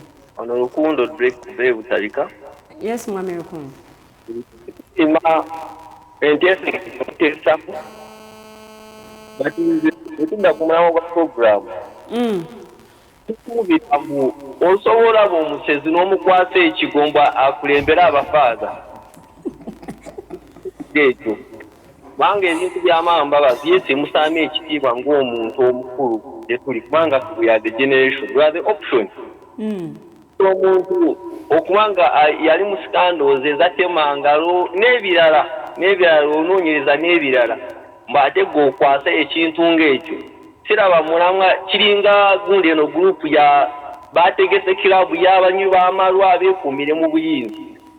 So yentesa yange neyanza gundi Mr. Mayanja webala oteesa sigala ng'oteesa tulabu engeri ky'okyusa munine eggwanga. Toyanza program. Toyanza Mwami Rukundo webale kubanga ate ogoberera ensonga nga bwe tuzanja. Kyayogedde sagala kubanga nkyongerezaako naye mukyala Hasahya yatugambye Honorable Amama Mbabazi alina obumanyirivu mu nsonga z'ebyobufuzi oba oliawo n'ensonga z'ebyokwerinda. Yali badde mundu menye nnyo okituuka ku nsonga z'ebyokwerinda mu Africa.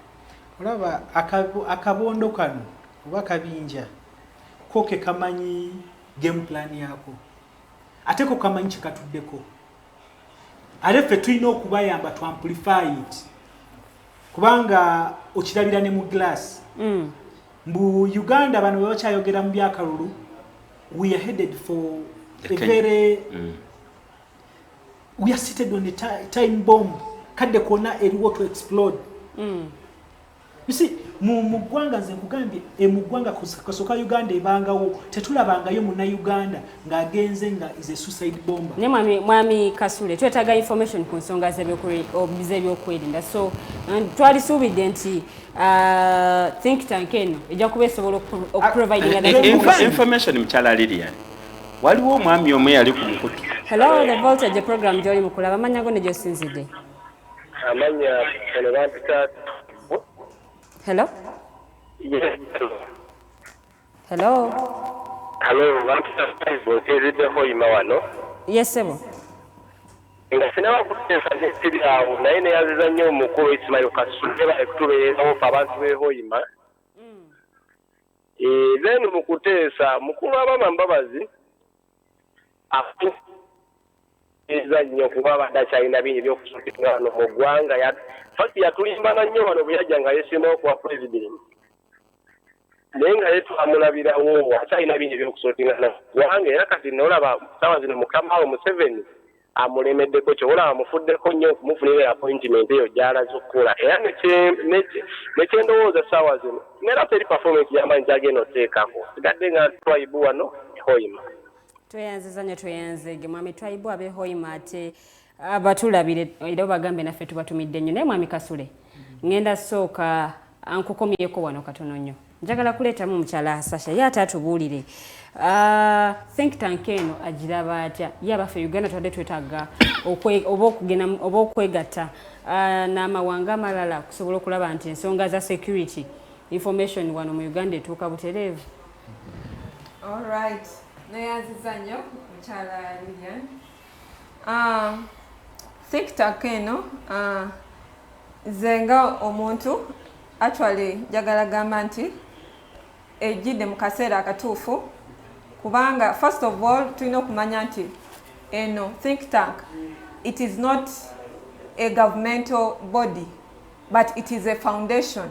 So we always as Africa tulina okumanya nti we have to lay the foundation of allowing, you know, different actors, you know, we should not only look at governments because it is, we all know that yes, it is the role of governments, you know, to see different issues, but also when we get, you know, different partners, for example, civil society organizations, they complement efforts because this think tank, abamu bali gamba lwachi yazze choka African Union weri African Union is a governmental, it is a governmental union which has African states, but this one it is a foundation and it also has African countries, for example Senegal, Togo and so forth. So and this foundation tegamye nti bana abalimu bokka be balina okubeeramu nedda, it has given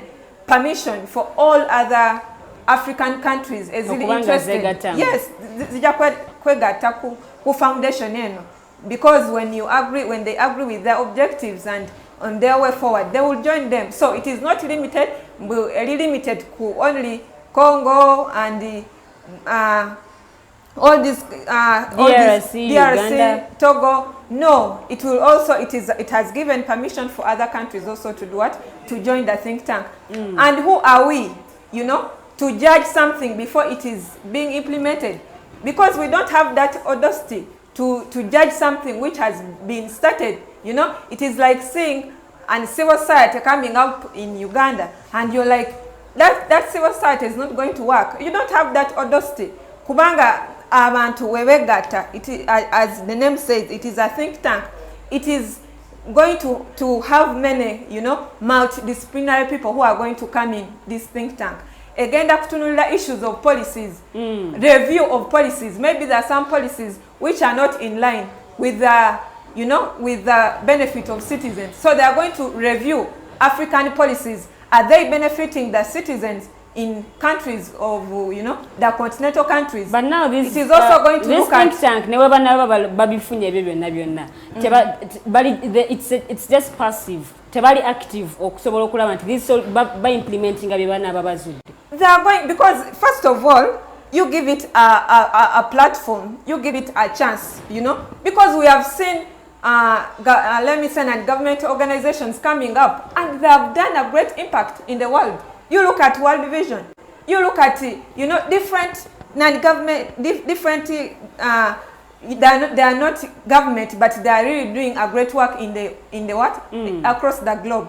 So they are going to look at crisis prevention, into together issues of conflict, together to solving how are we going to?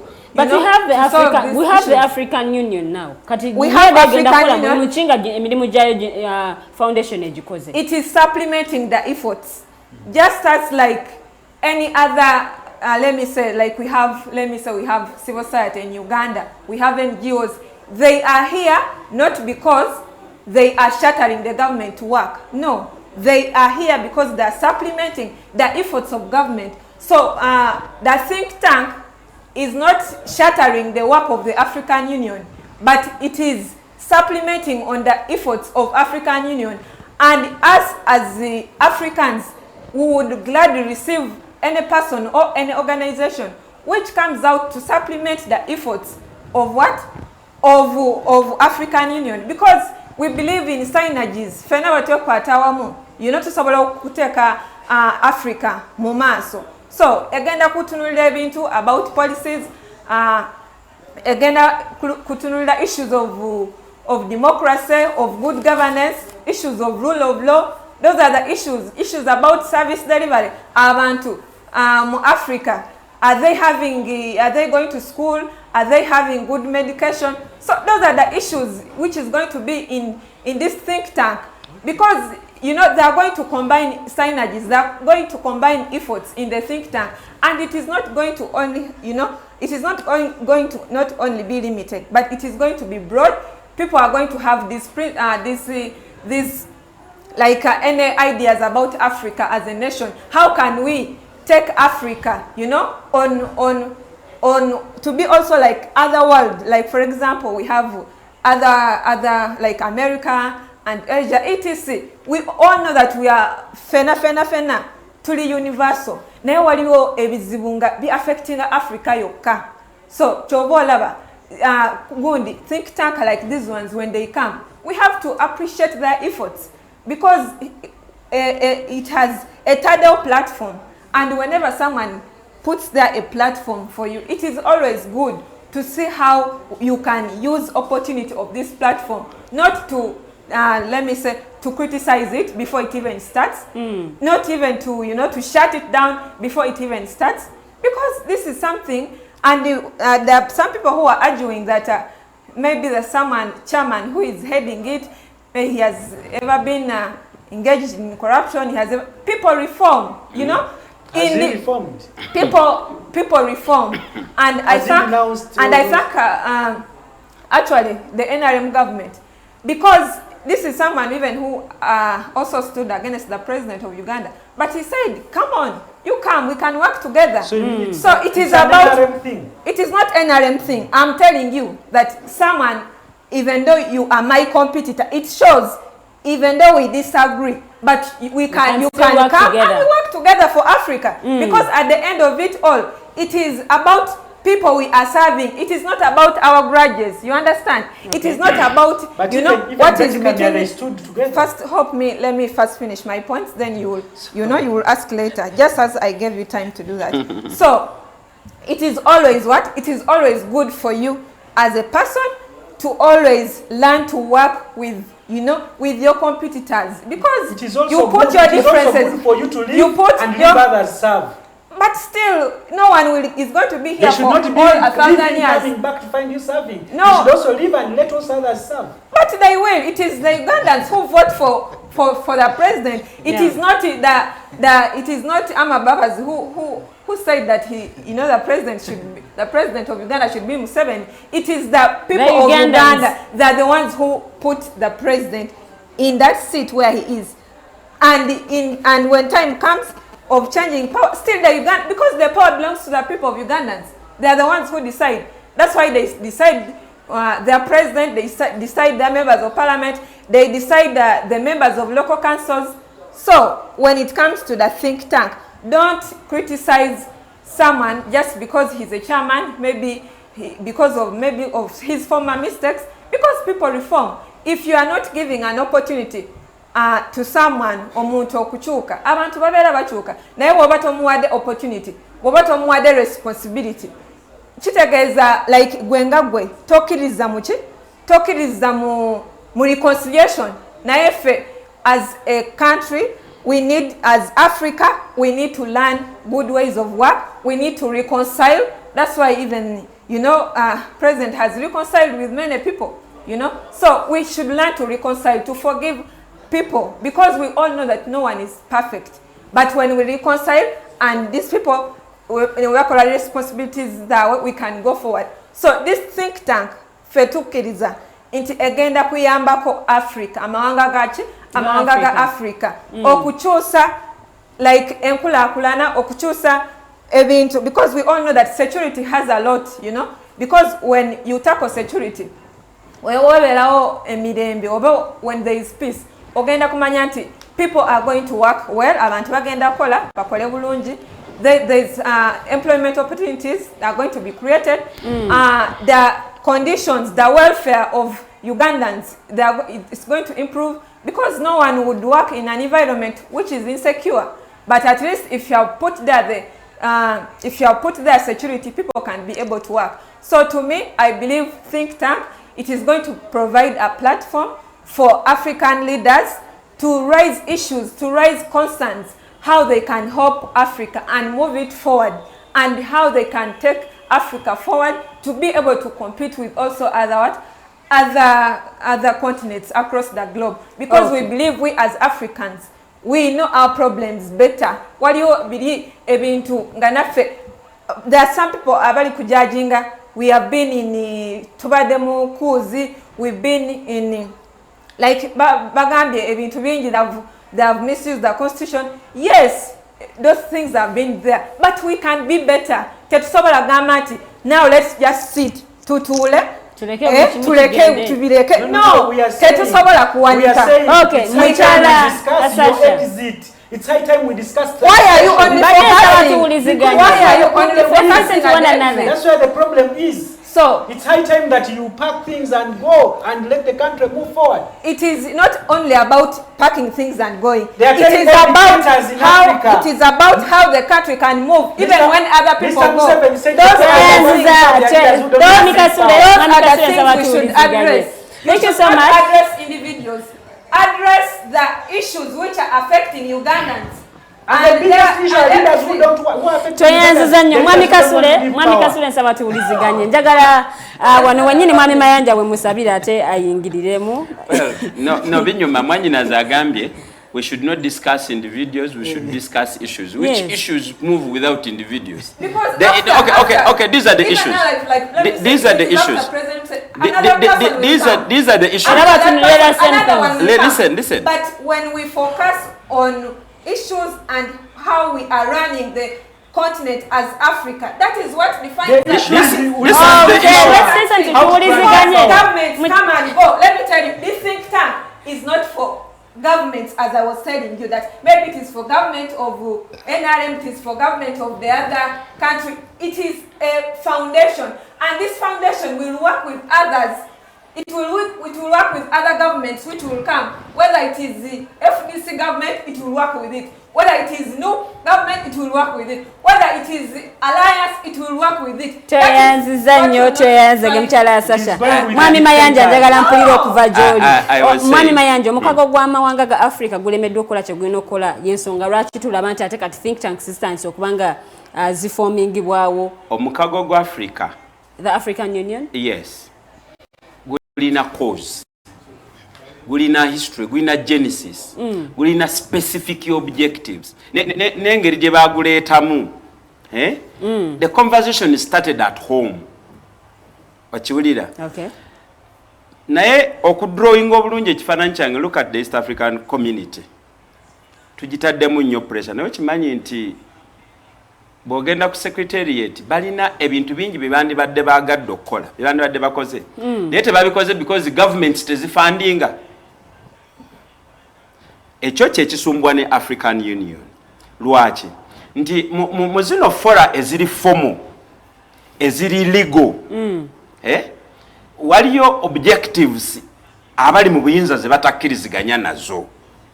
Kati bakola batya? Bazisuffocatinga, bazimma ssente ne zibeera ne agenda zaazo mu bitabo nga nnungi nnyo naye nga tezisobola kubeera ki implemented. President Museveni alinga Machiavelli, amanyi okugenda underground n'ali surfacing nga bwe mutamusuubirira. Kino ekya think tank mwanyinaza agambye si kya NRM. Yes, so any other government. You have no evidence. You have to gambie. We give it a benefit of doubt kuba kyakatandika. So I want to put it to you. You have no evidence that it will live to serve other regimes. The think tank will be able to serve if other it regimes. Listen. Okay, on behalf of Uganda, on behalf of Uganda, if this entity was going to live and serve other regimes, the conversation would start from our parliament. Where have we discussed the necessity, the essentiality of this think tank? Let me tell if something We- is not government, no. there is no way you can take it to parliament. Why are you not? You mean all because civil- I live in Uganda. All civil society organizations. Listen. Do you think they first discuss them in parliament? I live in Uganda. Let's listen to Muchala. I live in Uganda. So since it is a foundation, it is not necessary for it to be discussed in parliament before it is established, because it is not governmental. It is a foundation. I live Okay, Muchala Sasha Toyanza to get I live in Uganda. Yes. I know a lot of money that we siphon through State House. A lot of money that we siphon through the State House and the House Office of the President and the Minister of Defense and Security. Yes. Bino bye bimu ku mirimu gye bimukola. So where my money goes, oyina kusooka kunconvincinga. Your money for what? The money that you people enjoy mwe kumusomera in the State House. No. Muchala Sasha, let's listen to one another. I wish you use your pen and the book nga bwe nkoze ku show olwaleero. Ate wangambye oliro na degree ya UPE.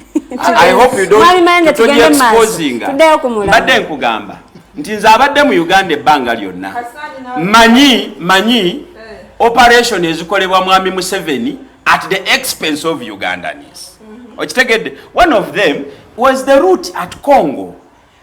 Ngera boyogedde yali teyeetagisa kujja mu parliament because it was not a national issue.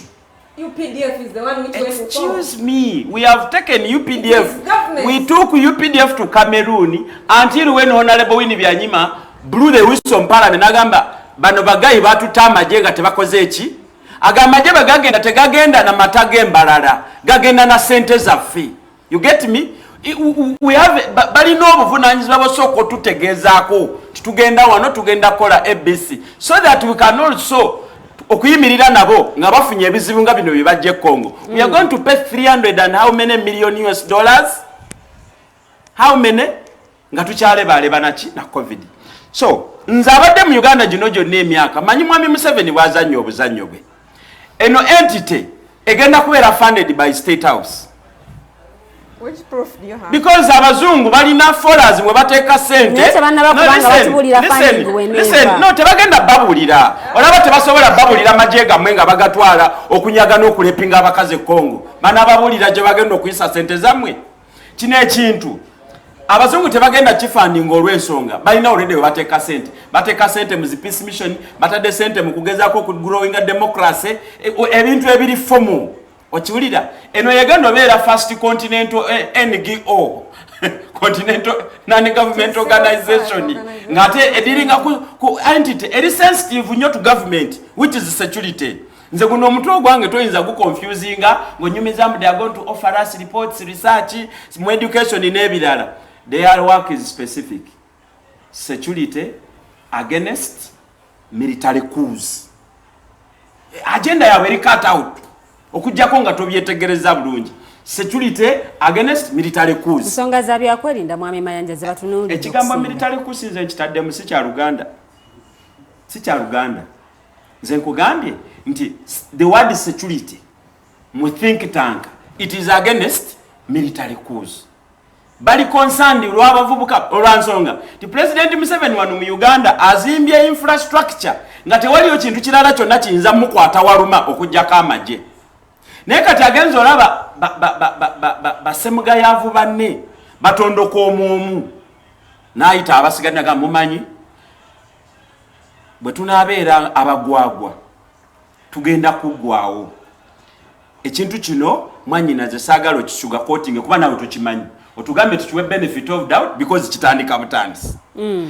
Kati lwaki nze nkikuba packaging toyinza kuŋŋa nti odidde omubbi kondo nze nali njagala bamusibe nako agende luzira. Mwami Mayanja kasoka because kiri mline n'ebyo byogerako. Omwami Rogers Rehab agambye a think tank has roles that are majorly if not entirely passive and all they do is peddling ideas and research on the democratic best practices. I'm not so sure that is an issue. That is provisional at the African Union. Could this organization be providing the the non-existent information resource in Africa in the security field. Let's try to look at it both ways, otherwise we will miss the point because of anger. Sirina budde bwa kulinda mwami kato omuzibe paka lwana asala oluguudo. Obwo budde sibulina because nze mbadde mu Uganda sifunanga ku visa. Lwaki? Ekyo kibozibozi kya security think tank kifaanana n'agowa. Bajogera bati. Bayogera batya kwagowa. And what was the story in Uganda? Kakati n'agowa. Mutugenda kweyambisa omukago ogwateereddwawo ku African continent tutunde ebyamaguzi byaffe direct wa ababadde wano mu Uganda nga tosegukangako nga mayanja. Omanyi nti President Museveni omusajja omu yamukategorizinga nga talented liar ayogera amazima by accident. Museveni kyayogera si kyabategeeza. The think tank kato gwe bwogitunuulira si bwetyo bweri, otherwise twandikifundidde omuntu because the chairman Mwami Amama Mbabazi, with due respect, is going to be the ambassador.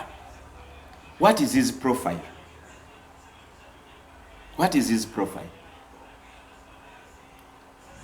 Y'omu ku ba architecture w'obuvuyo mu Africa. Lwaki otandika omusibako ebintu ng'ebyo Mwami Mayanja? Bwe bakuwa obuvunaanyizibwa bw'ekintu ekifaanana bwe kityo, we cannot avoid okudebatinga. Mwami Amama Mbabazi bwe yali ameetinga ab'opposition ku sharing ensambya mu kalulu kali akaggwa. Abagamba bwe mbatunulira wano mwenna mbalaba kye mweraliikiridde kimu, yonna gye mpise kye mpulidde mwogera bwe bubbi bw'akalulu. Naga temukaayana nzize. Nze mmanyi bwe tubadde tukabba muki mu NRM mukinkwase mulabe oyo ng'akulembera a think tank about security ng'ekimu ku kizibu kya Africa kwe kubbibwa kwa kalulu. Mwami Rogers agambye, Mayanja, did you know the countries with the first world status are the most indebted countries? So the issue of luxury is cross-cutting. I want you to point at the stand-alone problem that is exclusive to Africa, that is security. Think tank could solve. In Africa and third world countries, people still die of famine. We have every requirement that could enable us to grow food. Just a bare minimum of food. What you did? I want him to mention one country in Europe which has been in peace for 35 years. That has famine. Tell me one. So if you cannot distinguish, nti tukyali eno tukyegayirira bu bare minimum as bare as can we fight malaria? Bali bwerijjako, they are now competing for space. Mubanga. Ffe tukyanoonya, how do we make our people to afford 2 meals a day? Now, issues are free. Ndala nnyo kuki tuzaabali. Abali bwe baba babba, tebabba ku investinga elsewhere. Ffe tulina ababbi nga sente zaffe bwe bamala ozibba bazitwala ki? Bazitwala walala. Nze saagala ku justifyinga kintu kino nkigobye because sikiraba mu kalungi tekirina bwe kigenda kushapinga bulamu bwe mbadde mpangaaliramu ewaffe Emwera, ewaffe mu Apabina, ewaffe Ntenjeru Katosi. Kino sikiraba bwe kishapinga both in the short term and in the long term. Lwaki? It is led by wrong people. So Mwami Mayanja nekyokubiri Mwami Kasule kyatugambye n'abaana ba Museveni bakomye this self entitlement balowooze nti Africa bagenda kugirowooleza from the 60s up to the 2030s. Ekyo nakyo kiri unfair. Nze ndowooza nti going forward kati security concerns za continent Africa ba Museveni basana ba taking a back seats. And when I say Museveni, I mean Amama Mbabazi at the same time. Kati mutogamba nti mu Uganda tetubaddeyo na muntu mulala ali pure, ali clean, asobola okubeera image y'ekintu kino. Nange Mayanja nembeera persuaded okirowoozaako. Nze gwondeetedde nkugambye mubbi temangalo, mubbi wa kalulu yewaako obujulizi. Yagamba bimanyi. Mwami Mayanja bw'obanga otandika omuteeka mu biki ebyo byonna by'omutadde mutolooza nti akalulu ka 2016 yali kawangudde? Kalulu ka 2016 abantu bamusinga maanyi. N'omubbi naye abeera ne factors zeeyambisa okubba.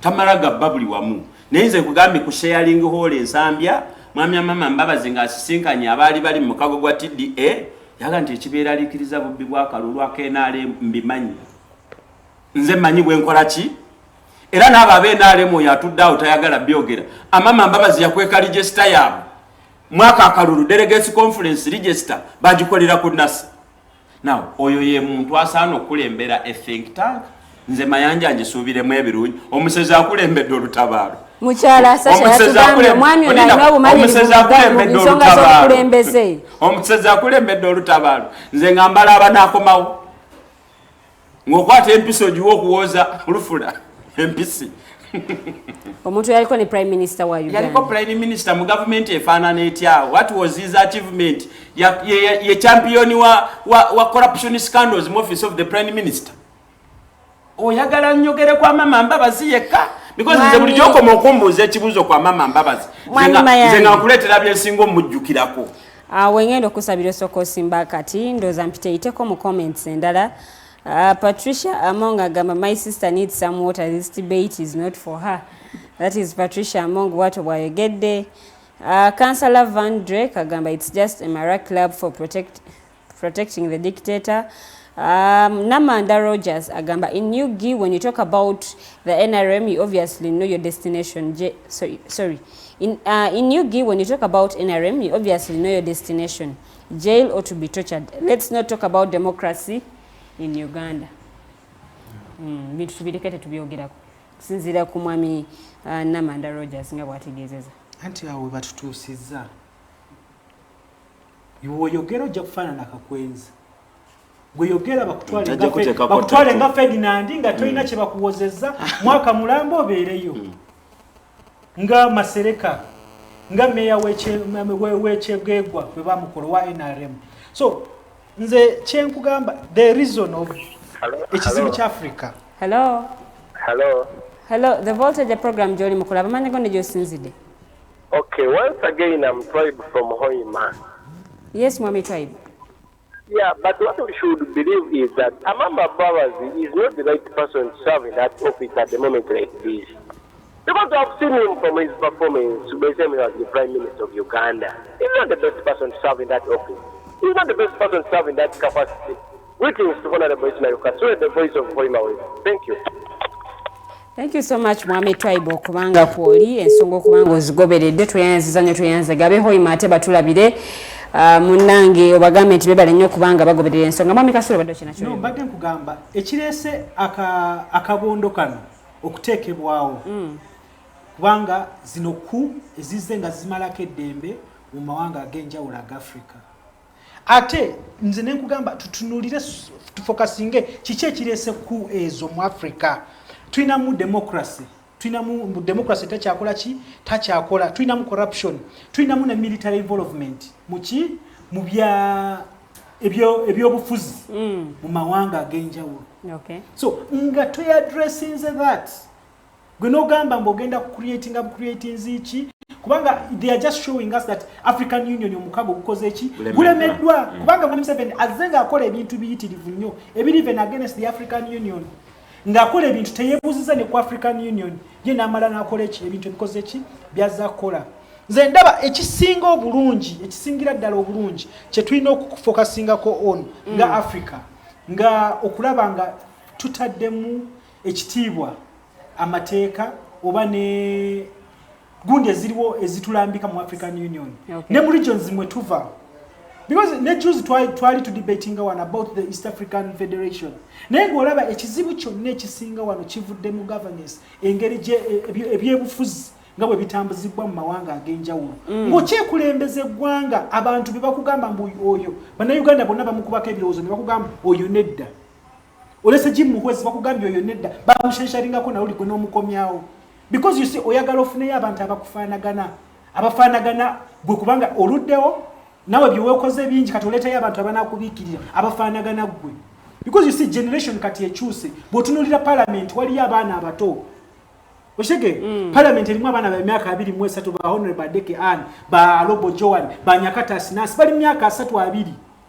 kati nawe n'ogamba for the resemblance okulaba kubanga nze nduddewo nnyo saagala ki n'oleetawo ki kati ekizibu ekitawaanya Africa be bano abaana abo be mulaba generation eyo bajjudde bali mu parliament ba Deke Ana ba Lobo Joan bachi kati ne mu Africa bagamba kati I think now it's high time ebintu tubitegeke fekka gwegenda mu majje otunulire olabe abaana bali ba DPC today otunulire mu intelligence systems abaana abali mu bakano ba lieutenant kano bachi bonna naye gwe commander in chief oliwo constant tochuka oshegera myaka 8 myaka 9 abaana bali nsiddwa amadala oshegera abaana bali nsiddwa amadala naye tebalaba yo suubi kati ne bagamba no I think the best way is to check what them fekka oshegera kati bwaba to addressing such kind of things the generational question that is in Africa. These schools never okola think tanks ezenkanawa. Actually your think tank asinga bajiwadde omwana omuvubuka omuto yina ababulira amazima. What is happening? Because you see even the Museveni is in the 80s. Museveni we yagendera e Mozambique okulwana. Yali mwana wa myaka 2 mwemeka. Naga tugeneza tagenda kufuga nena mulwanzi. So that's what is disturbing Africa. Okay. So to me I think Mwami Museveni ne team ye obaba nakola think tanks meka obaba genda kola obubino bwenkanawa obaba nakola ki the thing what they have to do ekibalina okwogerako is a transition question. Is a generation question. Okulaba nga power is transiting from their generation to the other generation so that abantu batwale bizibwanga our problems are not like their problems. For us, we are digital now. Kude muno tuli ku alternative digital kuba bakyali mu gundi ziri. Bakyalowooza mweri screen gunde z'emirongooti. Oshege the world is going cryptocurrency. Fe tukyali mu abo ba analog. So I think they have also to evolve with the technology and modernization eriwo nabo nobukulembeze bukyuke tufune obukulembeze obusaanidde amawanga agenjawo. Tweyanze ono MJ Jesus agamba KU alumnus proud of you my girl. I think you know this gentleman. He knows you. Yeah. So your parting shots ndozanga tuwunzika mukyala Hasahya. Nayazizanyo. First of all, African Union is sanctioning abakulembeze carrying out coups. So coups are not the solution to African problems. Fenga Africa, we have to find a way of how we can move forward as Africans to manage our problems. We have special problems in Africa. For example, economic crisis, things concerning insecurity, things concerning democracy, things concerning, politics and good governance. So these are the issues we should bring together in think tank. Then let us also have capacity building for our leaders in different organizations or institutions, such that these issues which are affecting the people can be addressed. Kubanga tubera mu kulembeze, tetubera out to occupy positions, but we are there to solve the issues of the citizens. So this think tank, let it build capacity esobole okusolving problems which are affecting Africans as a globe. Naturally, wali agambye into UPDF, it goes in, it wastes our taxes ogenda mu Somalia, ogenda mu Congo. We as NRM government, they believe in Pan-Africanism. This government okutwala UPDF in other countries, this is because we know that as Africa, we need to be one. That is why we carry out these peace missions. That is why we carry out these peace missions. Someone who does not stand for peace is an enemy of all the states. It should be collective responsibility. So peace missions should not only be left to UN. Peace missions should not be only left to African Union. Peace missions, even countries, we can be responsible for peace missions. Tetwina kubeera selfish. Kiringa okubeeranga, nogamba kati nze wembeera omuzadde ngenda kufa ku baana bange bokka. No. It is always good. Nawe nofuna ekyokulya nowako neighbor. So we are carrying, UPDF is carrying out missions in different parts of the Let me read you this continent. Comment. Brooke Williams, Chikome Kagama, Mbabazi Global Security Organization is to fight in Congo and strengthen the leadership of current leaders. Yes, because this is what we want. We want So they are going to fight in Congo? No, they are not going to fight in Congo. We want this security, you know, this security think tank. To have dialogues, because we believe in dialogue. Sometimes what you have into, like they can be detected early enough, you know, crisis management. Also, detecting early enough, maybe there is no and they can provide preventive measures actually before even coups take place. So, in a think tank, like what I would suggest, what they should also continue, they should build capacities for African leaders. They should focus more on crisis management. They can also focus on economic issues which are affecting the people of Africans. We as Africans, we have a lot of minerals, we have a lot of good environment as Africans, we have a lot of materials, and these are the things you should debate in this think tank, that Africa is endowed. How can we as Africans use these resources we have to take Africa to another level? Let us not only wait for foreigners to come and, you know, exhaust our resources. Thank this is a platform we so can much, use Muchala to take Sasha. Africa on the next level. Thank you so Muchala Sasha. Mwami Mayanja mudakiika emu ng'osibula abatulabi. Nkyakolimira Katonda yatuleetera abantu abalina endowooza ya Pan-Africanism efaanagana n'eya NRM. Nti olwa Pan-Africanism ffe twagenda e Congo ne tunyagulula ekkooti bwe yatudde n'etukuba fayini ya miliyoni 3 n'ezigwamu mu dola. Era Pan-Africanism eno buli munnayuganda emutaddeko olujegere lw'ebbanja n'abaana be tutannazaala. Ffe abayambyeko Sudaani okutereera tugibanja mmeka, because Tanzania etubanja okutuyambako okugoba Amini. Naye ffe nga Rwanda tetugibanja okugiyambako okugoba okustabilizinga Rwanda. So mwawongayo bannayuganda mwe musatisfying evil agenda zammwe. Nze njagala kugamba nti FDC had a better approach towards the continental crisis by preaching peace, by working peace and practicing peace. We are supposed to be peace ambassadors, not warmongers. Entalo zammwe zitukostinze kinene nnyo ate entalo zino nga si za bwerufu. So nze ndowooza mwanyinaze dayo reflecting ku Pan-Africanism as practiced in South Africa and the NRM version. You understand? Kino ekyammwe kirala nnyo adde mwakipackaging mbigambo ebirungi. Nze njagala kuddamu kubiriza abannayuganda. The agenda this time around is set. It is transition. Tetudira omufu ali mu intensive care, ali mu coma, ali ku life support. Tumusubira okujja okutuyambako okushaping where we are going next. That sexual future of theirs is doomed.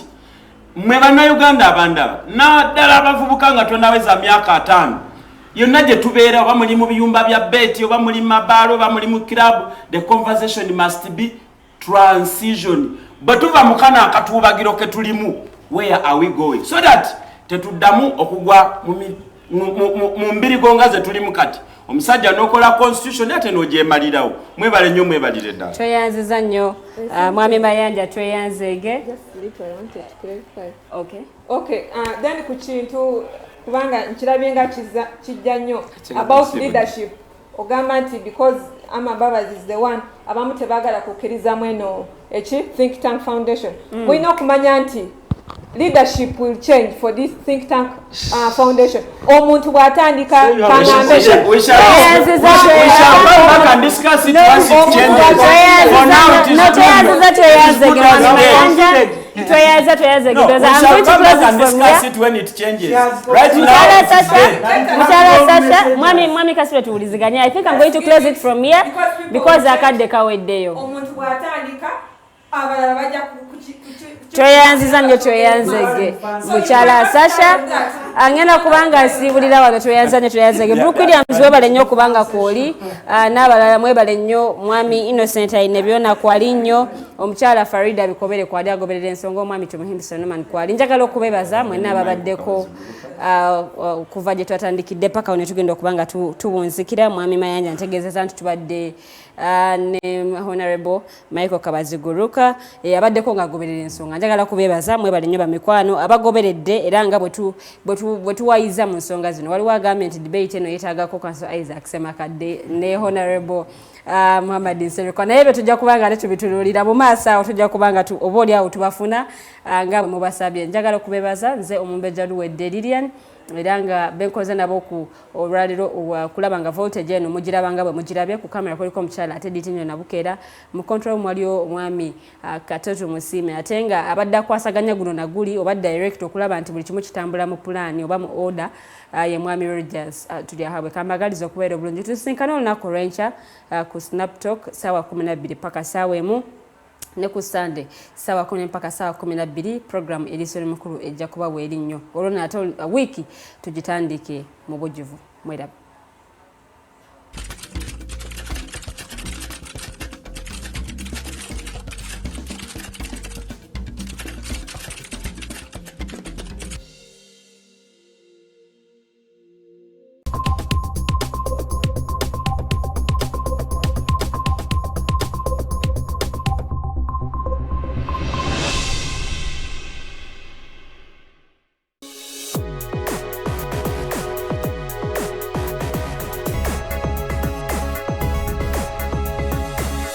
The Alternative Digitalk.